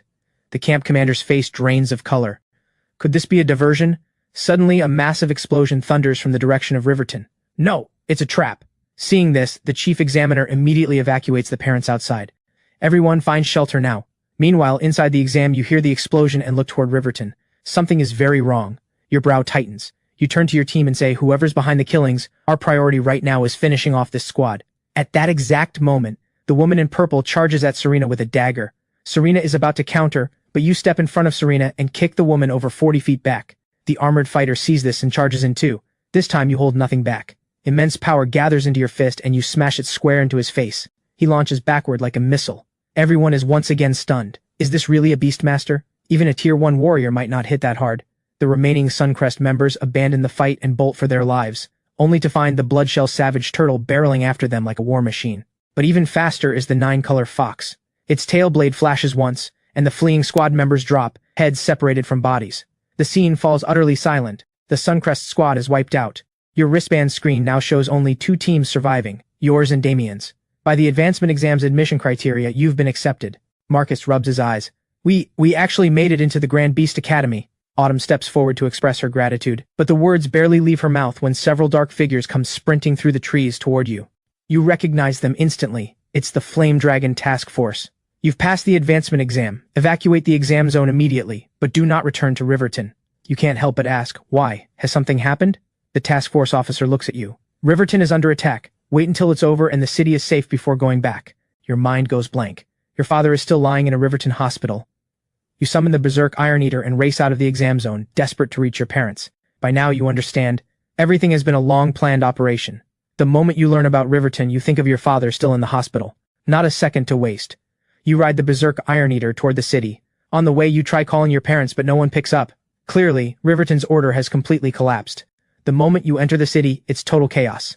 Spirit beasts that were once docile and obedient now have blood-red eyes and are attacking humans everywhere. Several crazed beasts lunge at you, but the berserk Iron Eater puts them down on the spot. When you reach your father's hospital, the main gate is already shut, but swarms of spirit beasts are hammering against the steel doors non-stop. Moments later, the doors give way. Countless berserk beasts flood into the hospital, and screams and pleas for help echo from inside. At that moment, inside a hospital room, your mother supports your father as they try to leave. But out of nowhere, a figure in the corridor rockets past and slams into the far wall. The nurse who had just been evacuating patients is killed on the spot. Emerging from the stairwell is a massive rat. A 2-star spirit beast, the razor-tooth rat. Faster and more agile than the rest, it reaches this floor first. Every patient and visitor on the floor has given up hope. Your father quickly pulls your mother back, and the two of them crawl under the hospital bed. Room by room, agonized screams echo from next door, mixed with the sickening crunch of bones. While your parents tremble in terror, the door to their room is suddenly smashed off its hinges. The razor-tooth rat has found them. Your father steps out from hiding. He's prepared to sacrifice himself to save his wife. He draws a rust-covered short sword and smears his blood across the blade. The sword instantly erupts with tremendous power. Your mother begs from behind. "Roland, you can't do this! You'll die!" The razor-tooth rat glares with contempt, clearly intending to devour them both. Then, out of nowhere, a surge of overwhelming force blasts the razor-tooth rat across the room. Your parents freeze. Has someone come to save them? But what appears before them is an even more terrifying creature. Red eyes, nothing like a panda beast, its body radiating savage, violent energy. Then you poke your head out from behind it. "Mom, Dad, are you okay?" Your parents stare at you in utter disbelief. They don't dare move, just point at the beast behind you with trembling fingers. You instantly understand. They're terrified of your own beast. You spin around and kick the Iron Eater. "I told you to stop looking so mean. Can't follow orders, huh?" That one kick turns the Iron Eater into a cowering puppy. Across the room, your father's eyes nearly pop out of his skull. "This is your beast?" It finally clicks for them. After all, your mother had told him everything after returning from the exam grounds. He knew you only had a reject-grade spirit beast, but he never imagined a reject's obedience could be this high. Spirit beasts have wild instincts at their core, and if pushed too hard, the risk of them turning on their master only grows. You confirm this is your beast, but say nothing more. Instead, you ask if your father knows anything about the attack on Riverton. He shakes his head. "We don't know either." Explosions suddenly ripped through the city, and hordes of spirit beasts poured out attacking everyone. "But I suspect this is connected to." He trails off, not finishing the thought. You can't dwell on it. The first priority is to clear the hospital of spirit beasts. You leave the Iron Eater guarding this floor and head for the first floor to secure the entrance. Your father quickly calls, after you. "You left your beast here, what are you going to fight with?" You turn back and grin, then summon the Bloodshell Savage Turtle. Instantly, thick blood energy floods the room. The Savage Turtle's presence alone dwarfs the Iron Eater. Your parents' jaws nearly hit the floor. How can you possibly have two beasts? A single transcendent 2-star beast is already powerful for exam level, yet each of yours is stronger than the last. You don't bother to explain, and slip away. These are your trump cards. They cannot be exposed. If the Ancient Beast Order is also searching for ways to revive ancient fierce beasts, you could easily become a target. No one can know what you're capable of. Before long, you've cleared the first floor of spirit beasts. The patients around you look at you with deep gratitude. Then the Flame Dragon Task Force arrives on the scene. Seeing the carpet of spirit beast carcasses, they're visibly shocked. Someone recognizes you as the top scorer in the advancement exam. A striking female officer smiles and says, "Young man, once you graduate from the Grand Beast Academy, how about joining our Flame Dragon Task Force?" Eyes go wide all around the room, faces full of envy. After all, this is something most people wouldn't dare even dream about, but your expression stays flat. "What's the point of joining you? What good is it if you can't even protect Riverton?" She doesn't expect you to come out swinging with an accusation, but from your expression, she knows the task force failed to make a difference this time. "There were simply too many points of attack," the officer says solemnly. "I'm sorry we let everyone down. We will do everything in our power to protect Riverton." Then she leads her team out at speed. You stay at the hospital. Survivors from the streets begin flooding in for shelter, and as the hospital grows more and more packed, you realize the danger. Because to spirit beasts, this many people in one place is basically an all-you-can-eat buffet. The beasts will follow the scent. And sure enough, more and more spirit beasts come swarming in, their target painfully obvious, the hospital. Staring at hundreds of spirit beasts, your heart pounds. There's no way one person can hold this. Then a military squad rushes in, setting up heavy weapons at the hospital entrance. As a barrage of artillery fire erupts, low-level spirit beasts start falling one by one. The squad captain keeps directing his men to cover every angle. Then a shadow appears in the sky, and the captain is snatched away. A long whip-like tongue wraps around him and drags him into a gaping maw. Blood mist erupts. The captain is gone in an instant. You pull up the Beast Codex immediately. Mistmarsh Cicada, Elite Rank 1 star, a true elite rank spirit beast, over 5,000 in strength, over 2,000 in speed. The soldiers open fire with everything they have, but they can't scratch the cicada. A sharp whistle cuts through the air. A man in black battle gear and a mask appears atop the cicada, wearing the uniform of the ancient beast order. With a deafening crash, the cicada takes a single leap and crushes several squad members underfoot. At the same time, you feel something sticky latch onto you, instantly cutting you off from the outside world. All you can see is the cicada tearing through the soldiers. You clench your teeth, form hand seals, and the savage turtle activates blood ignition, charging at the cicada, but it does absolutely nothing. The masked man looks down at you. You've got guts, kid. Too bad you're way too weak. Just as the cicada's tongue is about to drag you into its jaws, a terrifying arc of sword energy slashes through the air and shreds the cicada's tongue like paper. You stare in disbelief at your rescuer. It's your own father, Roland. What in the— How does he have this kind of power? Every swing of his sword radiates dominance as he carves into the cicada relentlessly. The beast is forced back, and in seconds its body is covered in wounds. You stand there speechless. An elite 1-star beast has the combat power of a military centurion, yet it crumbles before your father. The masked man stumbles backward, frantically ordering the cicada to counterattack while glaring at you with cold malice. Kid, you think that's my only beast? He summons a second creature instantly. A transcendent 3-star evolution, the flame toad. It looks down at the savage turtle with pure disdain. The savage turtle flares up instantly. They're both water types, so who does this toad think it is? It channels all the frustration from getting shut down by the cicada and unleashes it all on the flame toad. With a buttery smooth combo, the flame toad is flipped onto its back, and its belly is slashed wide open. The masked man stares at you, visibly shaken. A transcendent 2-star beating a 3-star? How is that possible? The next second, the savage turtle has already closed the distance to him. He forms hand seals to summon the cicada for backup, but realizes the cicada has already been dismembered by that swordsman. The savage turtle slams him with one massive swipe, sending him flying. Every bone in his body shatters, with barely a breath left in him. You spared him on purpose, intent on extracting the reason behind the ancient beast order's attack on Riverton. The masked man laughs. You think you've won? The real terror hasn't even started. Everyone will become sacrifices for the ancient beast's arrival. A wave of annihilating energy explodes outward. Searing heat rushes toward you. The man has triggered a detonation talisman. A pillar of sword energy shoots skyward, overwhelming the white flash. After the explosion, everything around you is leveled. Blood trickles from the corner of your father's mouth. Worry grips you, but he simply smiles. That blast can't hurt me. You can't figure this man out anymore. He was supposed to be a laborer, mining in the Demon Suppression Army's tunnels. So how did he suddenly become a warrior this powerful? Before you can ask, the ground starts shaking violently. Something massive is churning underground. Connecting it to what the masked man said, could an ancient beast truly be awakening? Will everyone really become sacrifices? At the same time, the citywide alarm blares. Alert! Alert! Riverton is facing a cataclysm-tier spirit beast disaster. All residents remain indoors and await further notice.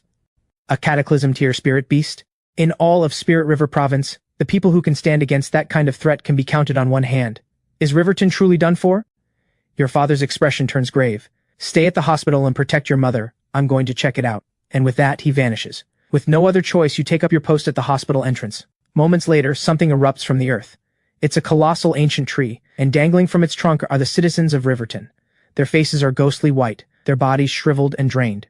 Before you can recover from the shock, a team from the Enforcement Bureau rushes over, ordering everyone to evacuate to the nearest shelter immediately.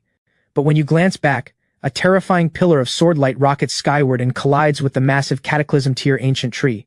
That's Dad's sword. Is he really going up against a cataclysm-tier beast? Your mother simply gives a quiet nod.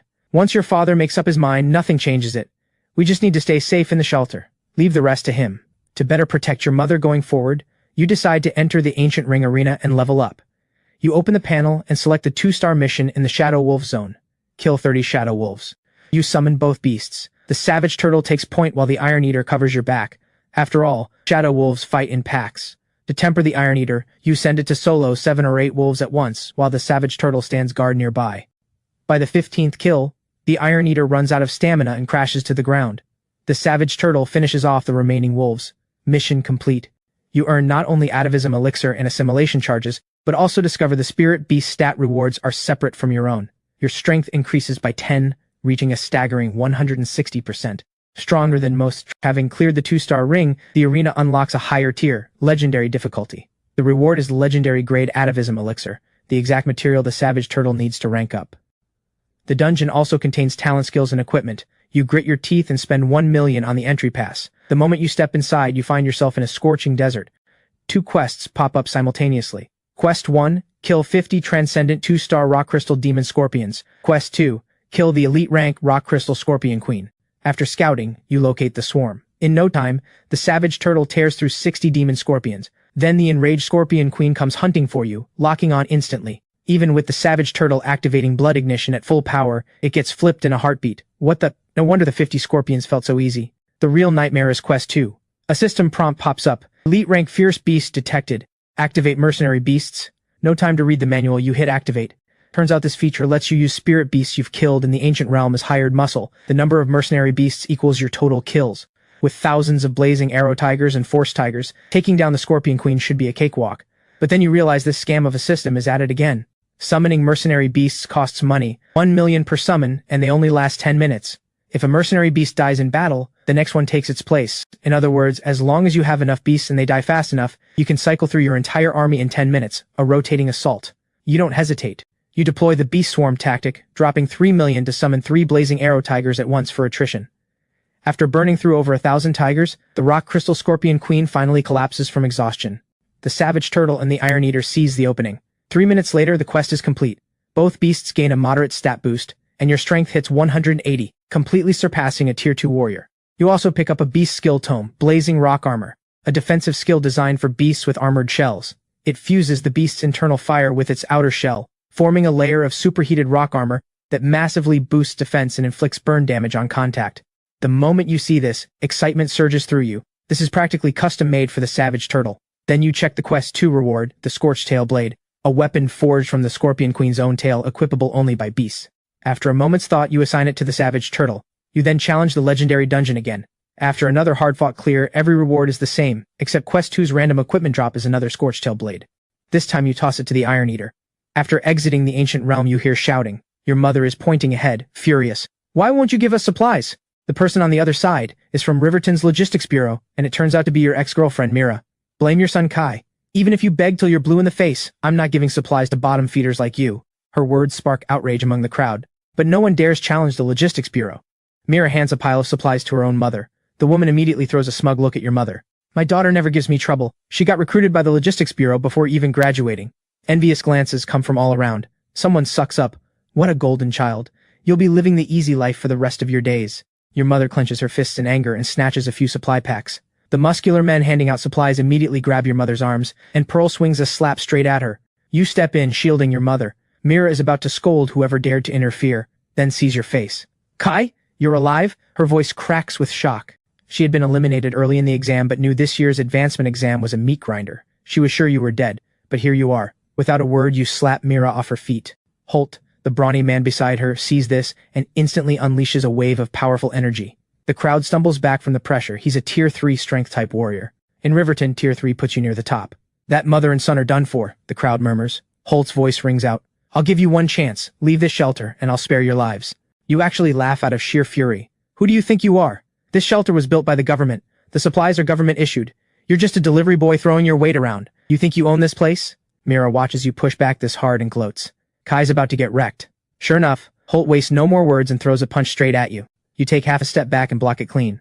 Holt's eyes widen. So that's why you're so cocky. You're a tier 2 warrior. A flicker of glee crosses Mira's face. Wait, isn't he a tier 2 beastmaster? Just as she's about to relay this intel to Holt, Holt is already swinging again, fist blazing with golden light. The Enforcement Bureau officers nearby can't stay quiet any longer. Holt, why are you using combat skills against an advancement exam student? A dangerous glint flashes in your eyes. Behind you, a beast space portal opens and the savage turtle steps through.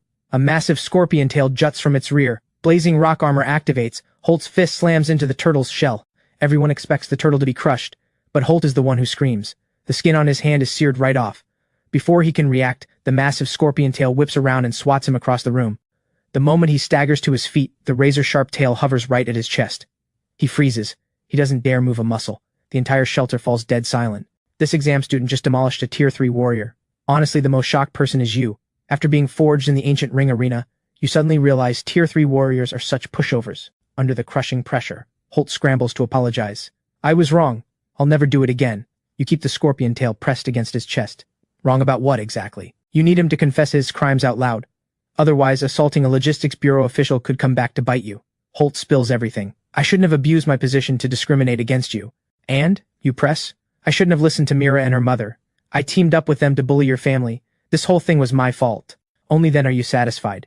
You grab your supplies and walk back to your spot. Every single person watches you in silence. In this moment, you become a legend in the shelter. Then someone pounds on the shelter door. Everyone's heart leaps into their throat. You steel yourself and open it, and find Marcus and Autumn standing outside, with a group of civilians behind them. The moment Marcus sees you, his face lights up. He also brings you a bombshell. It turns out that during the exam, one of the killers was actually a patrol examiner, bought off by the Ancient Beast Order. He secretly eliminated squad after squad and pinned it all on the Suncrest team. The severity hits you immediately. The Ancient Beast Order has been planning this for a long time. Whether it's the Suncrest squad or the corrupted examiner, they were all critical pieces in a much larger scheme. A chill runs down Marcus's spine. Could there be Ancient Beast Order members around us right now, even in this shelter? You're not sure, but if the enemy has been plotting this long, there's no way just a handful of people are involved. Your gaze shifts to Autumn, and a question nags at you. You transferred to First Beast Academy about a year ago, right? Autumn quickly lowers her head. My dad got reassigned, so we moved to Riverton. You're about to press further, but Marcus cuts you off. Kai, how can you suspect Autumn? We've all known each other for years. She's timid and shy. There's no way she's with the Ancient Beast Order. You give Autumn one long searching look, then grin innocently. Just popped into my head, that's all. But why are you defending her so hard? Are you two? Marcus turns beet red in a heartbeat. He stammers that it's nothing like that and drags Autumn off to collect supplies. Watching the two of them disappear, you sink into thought. On the surface, Autumn is timid and harmless, no connection to the Ancient Beast Order whatsoever. But that towering tree monster and Autumn's Lorland treant share the same evolutionary bloodline.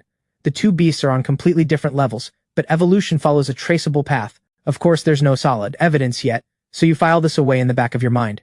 Outside, the military's battle against the ancient beasts has reached a fever pitch. There's no telling how long the fighting will last, so to push your strength as far as possible, you decide to burn your last legendary pass in the Ancient Ring Arena. You've already cleared the first legendary ring, but no new dungeon appears this time. However, the legendary ring's description has changed. Legendary, Battle Saint Ape. Quest, defeat the Ancient Temple Guardian, the Battle Saint Ape. Reward, 1 drop of Transcendent 2-star Atavism Elixir, and 1 legendary grade Battle Saint Ape Cub. The second you see this, excitement floods through you. A beast awarded by the Ancient Ring Arena itself. It's definitely nothing like what you'd buy on the market. You pull up the Battle Saint Ape's profile. Battle Saint Ape. Rank, unknown. Traits, a majestic physique standing hundreds of feet tall with muscles chiseled like stone. Weapon, the divine battle staff forged from primordial divine iron, its surface shimmering with golden light, brimming with limitless power. Your pulse races. This looks eerily similar to a mythical figure from your past life. Could it actually be the same one? A beast like this would have dominated the ancient era with ease. Then the fine print catches your eye. Beasts rewarded at legendary difficulty do not count toward a Beastmaster's contract limit. Normally you'd need a spirit stat of 500 to contract a third beast. If you clear this dungeon, you'll become the first Tier 2 Beastmaster in history to contract 3 spirit beasts, the ultimate ace up your sleeve. With that thought, you enter the dungeon without hesitation. Inside, you find yourself on a narrow forest trail. Ahead stretches an ancient path paved with smooth flagstones. The sight shakes you. Why would fierce beasts lay down perfectly cut flagstones? There are clear traces of construction. What exactly is this ancient ring arena? The quest panel pops up, displaying a passage of lore about the Battle Saint Ape. After reading it, you're stunned. People in ancient times were that powerful? Strong enough to suppress a species as mighty as the Battle Saint Ape? Wasn't humanity supposed to be helpless during the era when fierce beasts ran rampant? This doesn't match what anyone believed. It seems humanity's understanding of history has some serious gaps. You step onto the ancient path and enter a forest. After passing through, you step into a structure. The first thing you notice is a statue. Gripping a staff in its hand, identical to the Battle Saint Ape in the Beast Codex, except heavy iron chains are wrapped around its feet. You can't help but marvel. This statue looks so lifelike, almost like it's real. The words barely leave your mouth before the statue's eyes flash gold. Stone skin peels away rapidly, revealing its true form underneath. This is a living Battle Saint Ape. The moment it wakes, it swings its staff straight at you. The savage turtle reacts in a flash, throwing itself in front of you. With a thunderous crash, the turtle spits out a mouthful of blood, but manages to block the brutal blow. The searing heat from blazing rock armor forces the ape back. The Iron Eater charges in next, unleashing Iron Fist Surge with everything it has. But with a single swing of its staff, the ape sends the Iron Eater flying. The savage turtle follows up with a charge, the impact knocking the ape off balance. Then it drops on top with a full-body slam, pinning the ape down. The ape tries to dodge, but the iron chains restrict its movement. You make a split-second decision. Activate assimilation for the very first time. You press your palms together and begin establishing a link with the savage turtle. Its appearance, its fighting instincts, everything floods into your mind. Your skin hardens. A shell begins forming on your back. The deeper you meditate, the more of the turtle's stats you absorb. Assimilation reaches intermediate rating, granting you 50% of the Bloodshell Savage Turtle's base stats, plus 30% of its defense, and access to its basic skills. You channel the turtle and let out a roar. Your rating jumps to advanced, 80% of the turtle's stats and 50% of its defense. Your strength rockets from 200 to 800, blowing past most 2-star strength-type spirit beasts. Then blood ignition activates on your body, and your strength explodes to 2,400. You launch a blood armor charge straight at the ape. Now fighting with the combined might of 2 savage turtles, you brawl with the Battle Saint ape head-on. The Iron Eater somehow scrounges up a pile of scrap metal and starts devouring it frantically. When it goes fully berserk, it joins the fray. You seize the moment and clamp your jaws onto the ape's wrist. The ape howls in pain and starts pummeling you relentlessly, but you endure the beating and rip the staff from its grip.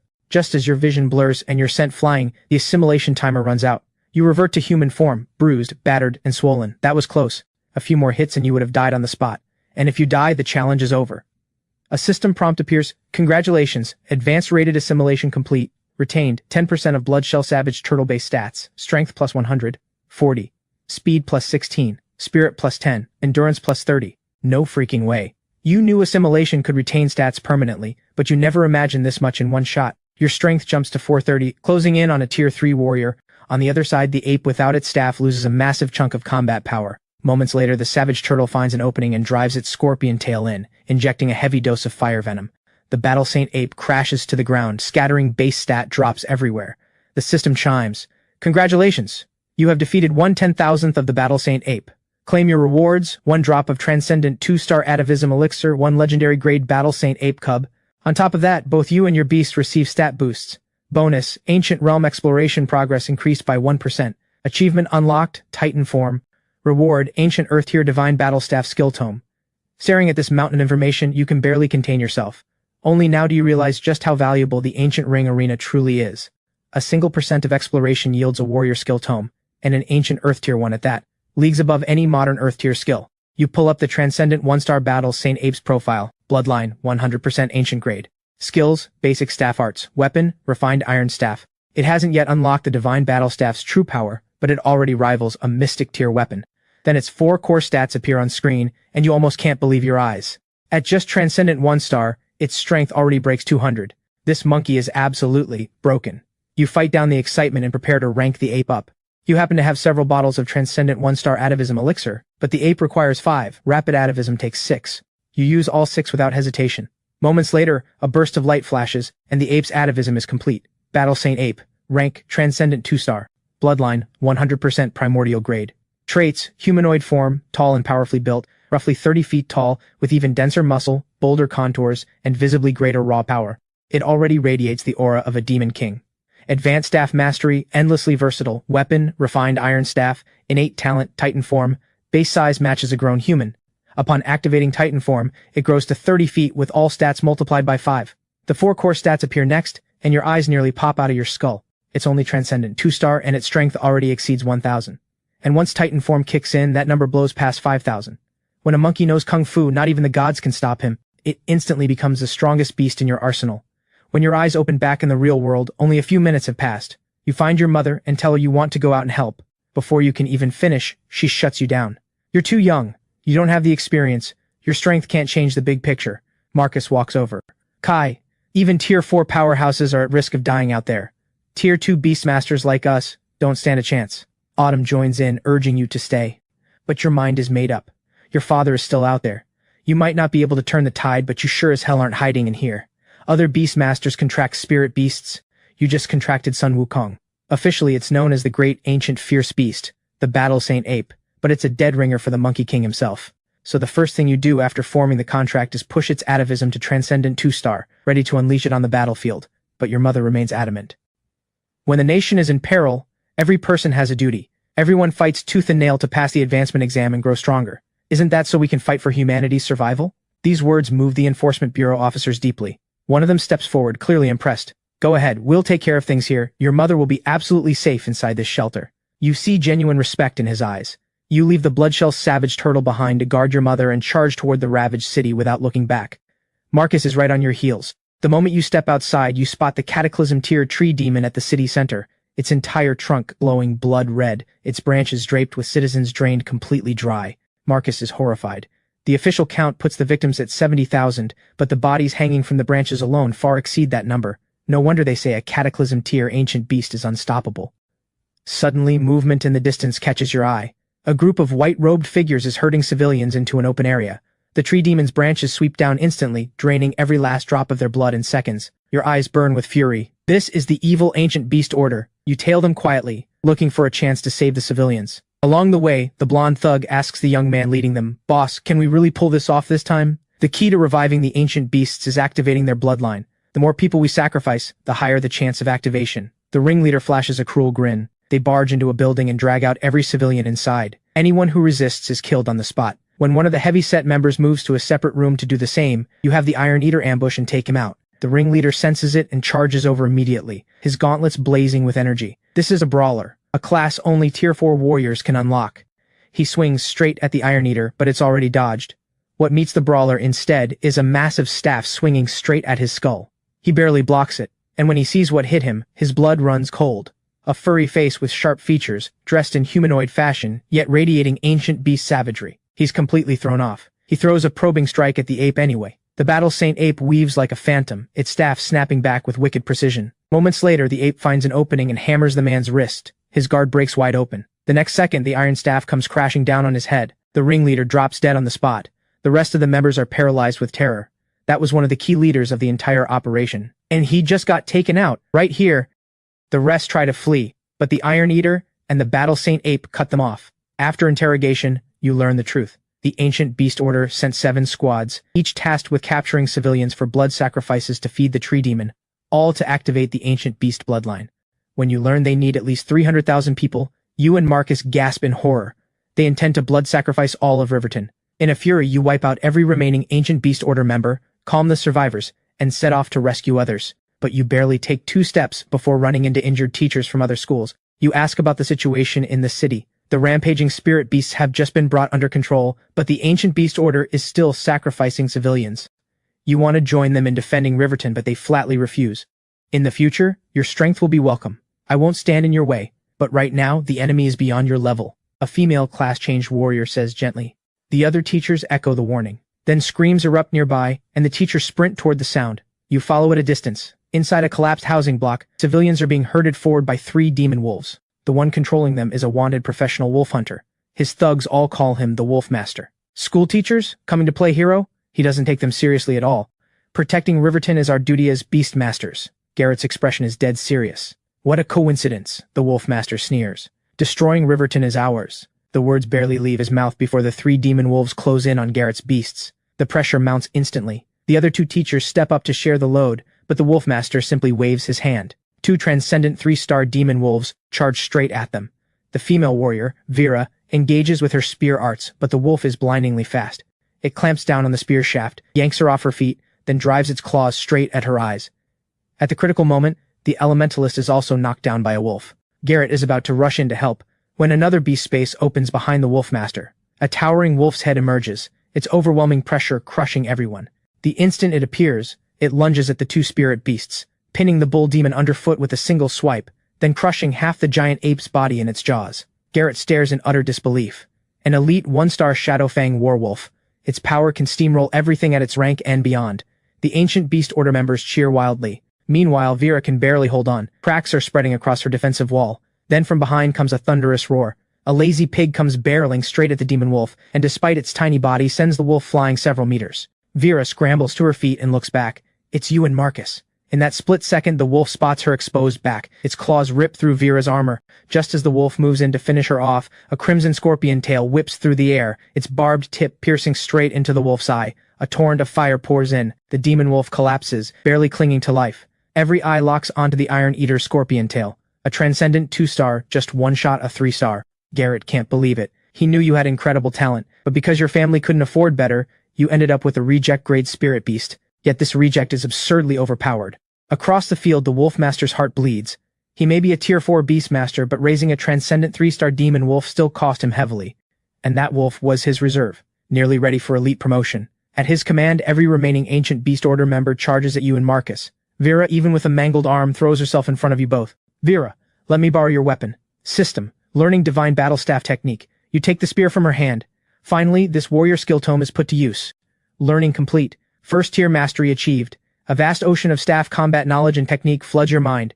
Your energy erupts, and within a few exchanges you've cracked skulls left and right. The Ancient Beast Order members are almost all warrior class, but their weapons and techniques are crude, so they're no match for you at all. The remaining few are visibly terrified.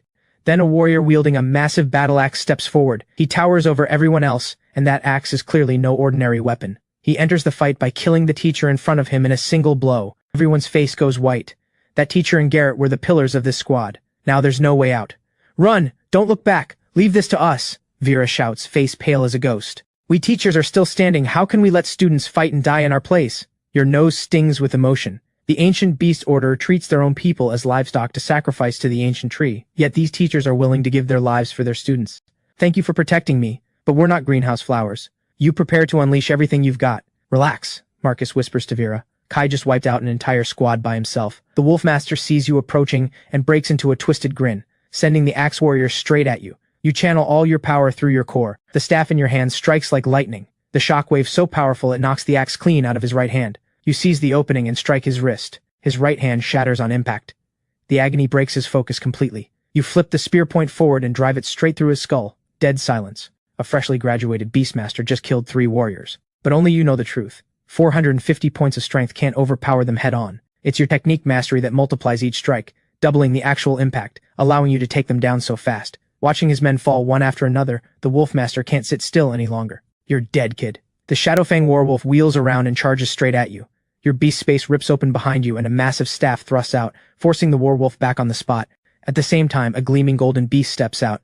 Everyone stares in shock. What kind of spirit beast is that? Why does it send chills down your spine? It's just a transcendent 2-star. Warwolf, go eat it. The Wolfmaster frowns slightly. The Battle Saint Ape beckons the Warwolf with a dismissive wave.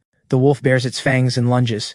The ape leaps high, lifting its iron staff overhead, dodging the wolf's jaws while bringing the staff crashing down on its skull. The werewolf snaps back with its teeth, clamping down on the iron staff, and 2 of its fangs shatter instantly. Jaws drop all around.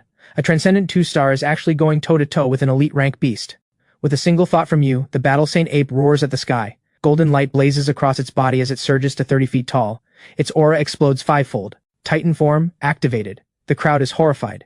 Even heaven-tier beasts have never been known to transform and boost their power like this. This ape could very well be an ultra-rare mutant species. The Wolfmaster grits his teeth. How do all this kid's beasts keep mutating for the better? Does he have some kind of secret formula? He gives the Warwolf a new order. Capture it alive. I'm taking it back for research. But the Warwolf can't bring the ape down. If anything, the ape only fights harder, its stats massively boosted by Titan form. After a drawn-out exchange, the Shadowfang Warwolf slips up for just one instant, and the Battle Saint Ape seizes it. One flick of the staff sends the wolf crashing down. Runes blaze to life along the iron staff as it grows longer and wider, radiating apocalyptic force. It comes smashing down on the Warwolf, and the wolf's body splits apart on impact. Chills run down every spine. A transcendent 2-star just obliterated an elite rank beast. Nothing this absurd has ever happened in recorded history. The Wolfmaster's face contorts in agony. He collapses to the ground. Garrett and the others rush over and pin the Wolfmaster down. Suddenly, a deafening blast echoes across the sky. Everyone looks up. A colossal arc of sword energy tears across the heavens, slamming into the tree demon's trunk like a nuclear strike. Is that a Cataclysm tier sword, Grandmaster? Riverton is saved. Vera and the others erupt with joy. You stand frozen, mouth wide open, because that is unmistakably your father's sword energy. The tree demon lets out a low groan. All of Riverton begins to shake violently. Countless branches lash out at Roland, forming a towering crimson force gale. But Roland takes a single step forward, and the gale shatters. Your blood pumps with excitement. Dad is truly powerful. Meanwhile, the sword energy in Roland's hand turns a pure, blinding white. The very fabric of space grows increasingly unstable. Sensing mortal danger, the tree demon desperately fights back, but wherever the sword energy passes, space itself splits open. The tree demon tries to block, but every branch that touches the blade disintegrates into powder. The sky rains crimson, like a shower of blood. With a furious roar, Roland hurls himself at the tree demon, carrying an endless tide of sword intent. Thunder shakes the earth. The tree demon is cleaved in two. The shockwave levels everything around it. For the first time in what feels like forever, the people of Riverton see open sky. Roland, you betrayed the Ancient Beast Order. The Grand Steward won't let this slide. An Ancient Beast Order member screams. The moment you hear those words, you freeze. Your mind goes completely blank. Everyone else knew your father by his alias, Dale, but you know his real name is Roland. What does betrayed the Ancient Beast Order even mean? You look toward your father with conflicting emotions. Despite the distance, he seems to feel your gaze. He gives you a complicated smile, then coughs up several mouthfuls of blood before vanishing. A gut feeling tells you, this might be the last time you ever see him.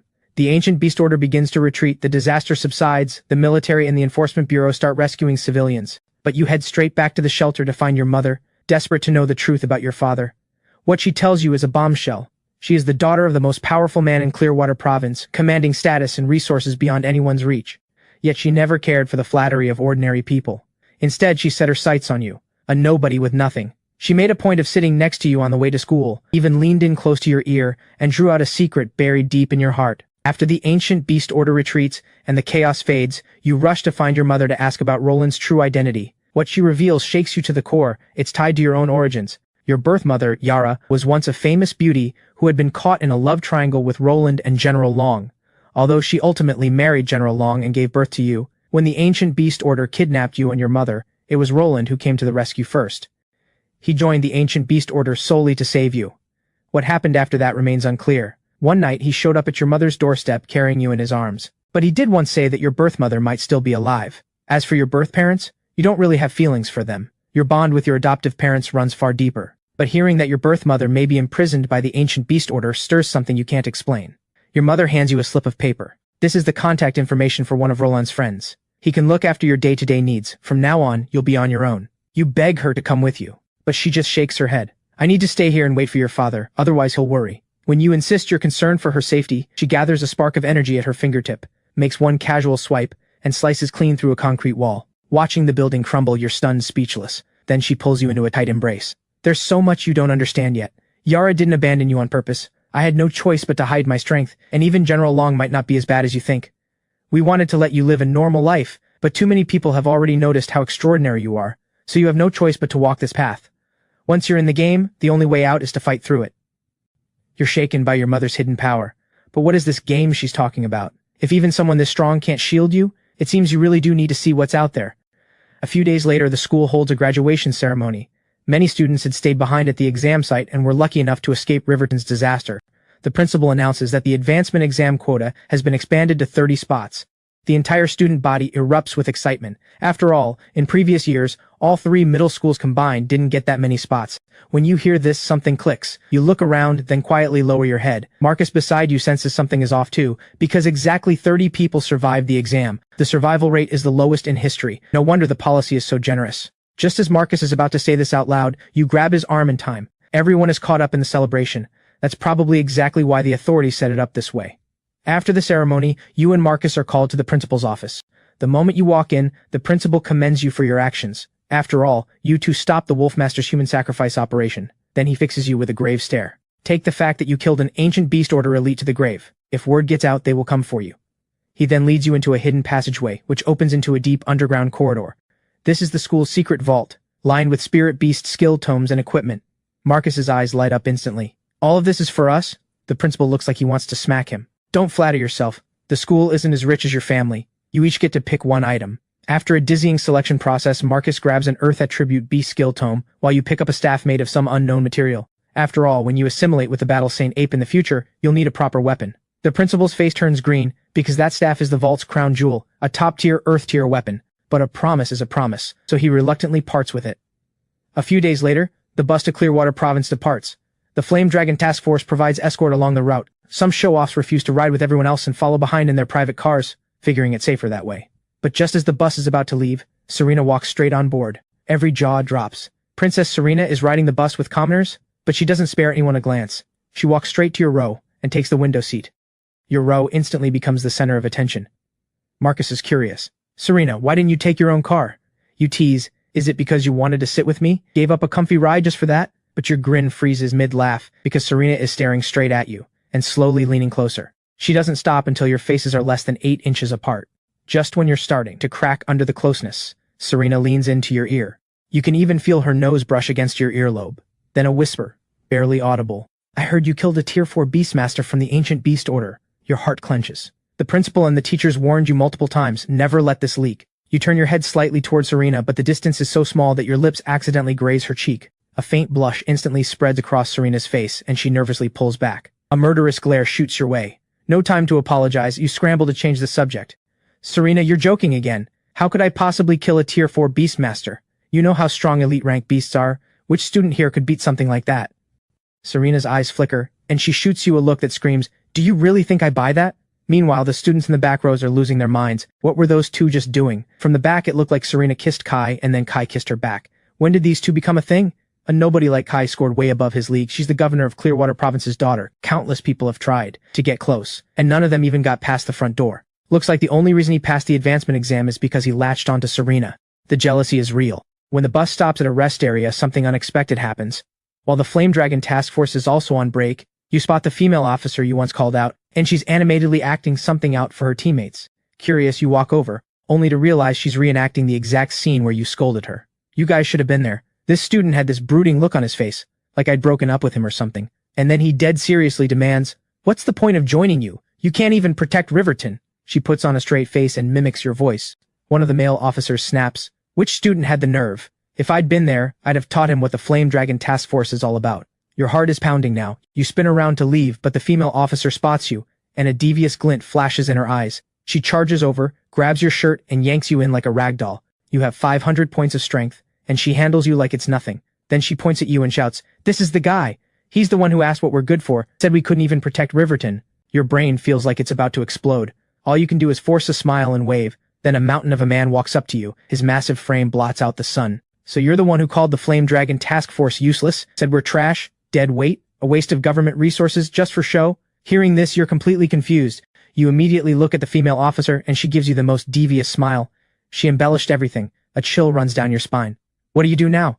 You're a broke student who hasn't even started at the Dragon Deep Grand Beast Academy yet, and you just received an invitation from the most elite Special Forces unit. But before you can even celebrate for 2 seconds, your nemesis mocks you, calls you a clueless toad who's never seen the real world. He even summons a transcendent 3-star beast to provoke you. But you just snap your fingers, and 3 seconds later he's on his knees before you. After the task force officer drags you over, everyone expects you to double down. Instead, you walk up and apologize. "I didn't understand how bad the damage to Riverton really was. That's why I said what I said. The misunderstanding was my fault." Your honesty catches the entire task force completely off guard. Nora feels a twinge of guilt. "The truth is, we're hurting too. We gave it everything we had, but the casualties still far exceeded anything we expected. We will get stronger. We will protect Riverton." Tears roll down her cheeks. The whole task force falls silent, lost in painful memories. Then a middle-aged man steps forward. "Nora told me you held an entire hospital by yourself and saved dozens of survivors. If you're interested, you should try out for the Flame Dragon Task Force." The other officers stare in shock. Nora smiles and hands you a formal invitation. "You're not going to turn us down again, are you?" You scratch your head, a little embarrassed. "If the chance comes, I'll definitely join." Nora holds your gaze for a moment, then flashes a playful smile before walking away. You swagger back to the table, invitation in hand. Everyone looks at you differently now. After all, who secures a job before even graduating? But Serena pours cold water right over you. They hand out invitations to top students from every academy every year, but only 1% actually get in. The spots are extremely limited, and you'll be competing against elites from every school in the province. Your brain nearly short-circuits. So all you got is an exam ticket. No wonder Nora had that sly smile. Suddenly a voice shatters the mood. "Some people just have no class. Even if they luck their way through the exam, they're still just frogs in a well." Pearl and Damien stroll over side by side. Imagine mistaking a worthless exam ticket for actual admission. A frog in a well is a frog in a well. Pearl keeps going. A flash of anger crosses your eyes, and she instantly recalls what happened at the shelter. She scrambles behind Damien. "Damien, protect me. He's going to hit me again." Damien has been dying for a chance to show off. In a flash, he summons a fox wreathed in flames. The crowd is startled. Marcus and the others can't believe it. A swallowtail demon fox. This guy actually evolved his beast to transcendent 3-star. No wonder he suddenly has the nerve to pick a fight with Kai. The Flame Dragon Task Force watches the drama unfold from the side. "Looks like our intel was right. Damien's strength puts him in the top tier, a prospect worth watching," the task force captain says approvingly. But Nora disagrees. "I see it differently. I think Kai's the one we should be paying attention to." Suddenly, a young man pops up beside her. "Nora, how about a bet? Let's see who's really stronger, Kai or Damien. If I win, you become my girlfriend. If you win, I'll give you my prized upper mystic tier spear. Deal?" Nora's fiery temper can't let that slide. "Fine, you're on." Hearing this, Jace perks right up. After all, Nora has no shortage of admirers. Winning her over would be a dream come true. He immediately turns to Damien. "Beat Kai, and I'll gift you a transcendent 3-star evolution elixir." Damien blinks. He's been put on the spot, but this plays right into his hands. "I won't let you down. I'm going to destroy Kai." Nora blows up. "Jace, you're cheating." Unable to hold back, she shouts at you. "Kai, beat him, and I'll give you a bottle of transcendent 3-star evolution elixir." The crowd erupts. A 3-star evolution elixir is worth $1 million. The Flame Dragon Task Force really are big spenders. But you shake your head. "An evolution elixir isn't worth my time. I want 2 spirit nurturing pills." Nora is stunned. A single spirit nurturing pill is worth as much as 1 evolution elixir, and you're demanding 2. But for the sake of that spear, she agrees without hesitation. Serena glances at Nora with a hint of surprise. This girl is willing to pay that much for Kai's fight. On the field, Damien smirks. This time you won't be so lucky. You smile and snap your fingers. Your beast space tears open, and the Savage Turtle and the Iron Eater emerge side by side. It clicks for the crowd instantly. No wonder Kai is so confident. He has 2 transcendent 2-star beasts. That puts him near the top of his class. The Flame Dragon Task Force members sit up straight, but Jace remains unimpressed. You really think 2 second-tier beasts can beat a swallow-tailed demon fox? Nora, what do you think? Nora says nothing because right now she genuinely regrets the bet. The spirit-nurturing pills aren't the issue. It's that Kai's odds are painfully low. If she loses, she becomes a playboy's girlfriend. She'd rather die. On the field, Damien makes the first move. He sends the swallowtail demon fox charging in. Burn them alive! The fox whips its tail, spraying a massive wave of fire across the field. Everyone expects both beasts to scatter, but instead, you shout straight at the Savage Turtle, burn right through it! The turtle shoots forward. Molten, lava-like liquid begins flowing across its shell. The temperature spikes even higher. At the same time, the scorpion tail lashes out. The fox flinches and twists its body to dodge. The next second, a massive shadow appears above the fox's head. The Savage Turtle is spinning at high speed and smashing down. The sheer force pins the swallowtail demon fox flat to the ground, and the lava-hot shell sears its flesh wide open. Damien's face turns ashen. How is a transcendent 3-star being overpowered? Then something truly horrifying happens. The scorpion tail drives straight into the fox's skull. Searing molten venom floods in. The fox lets out 2 agonized screams and goes still. Dead silence. The swallowtail demon fox is dead. A transcendent 3-star beast, forcibly killed by a 2-star. And that was no bottom-tier beast. It ranks solidly above average for its level. The most stunned of all are the Flame Dragon Task Force members. Jace grabs his head in disbelief. Nora completely loses it and rushes over to throw her arms around you. A female warrior's physique really is something else. Then a chill runs down your spine. Serena is staring at you with ice-cold eyes. Nora notices Serena's gaze too, and the 2 women lock eyes. You scramble to diffuse the tension. Hey, you promised me those spirit-nurturing pills. Don't forget. Nora glares at you. I just hugged you and you're still thinking about the pills. You immediately back away. I didn't ask you to hug me. You're not that irresistible. Don't even think about using that as payment. Nora pouts in frustration, then slaps 2 pills straight into your palm.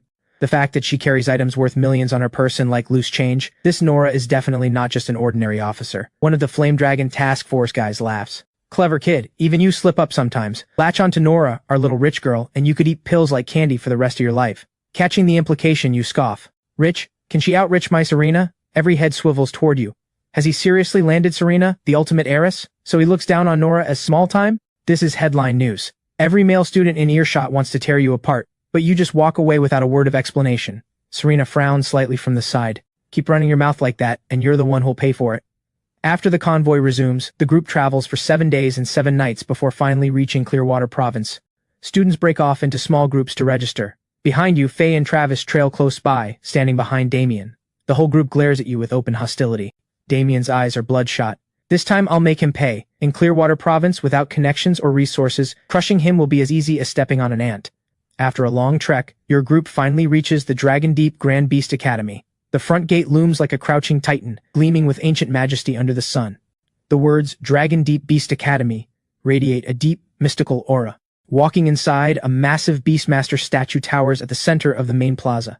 Tall and commanding, eyes full of depth, surrounded by the shimmering phantoms of divine beasts. Just as you're wondering who it depicts, a voice calls out, that was a legendary headmaster of the Beast Academy, a Cataclysm-tier Beastmaster. He fell in battle deep within the Dragon Deep, so this statue was built in his memory. A red-haired girl walks over with a warm smile. Hey there, I'm Freya, a second-year Wind Attribute student. I'll be your senior here. Welcome to the Dragon Deep Grand Beast Academy.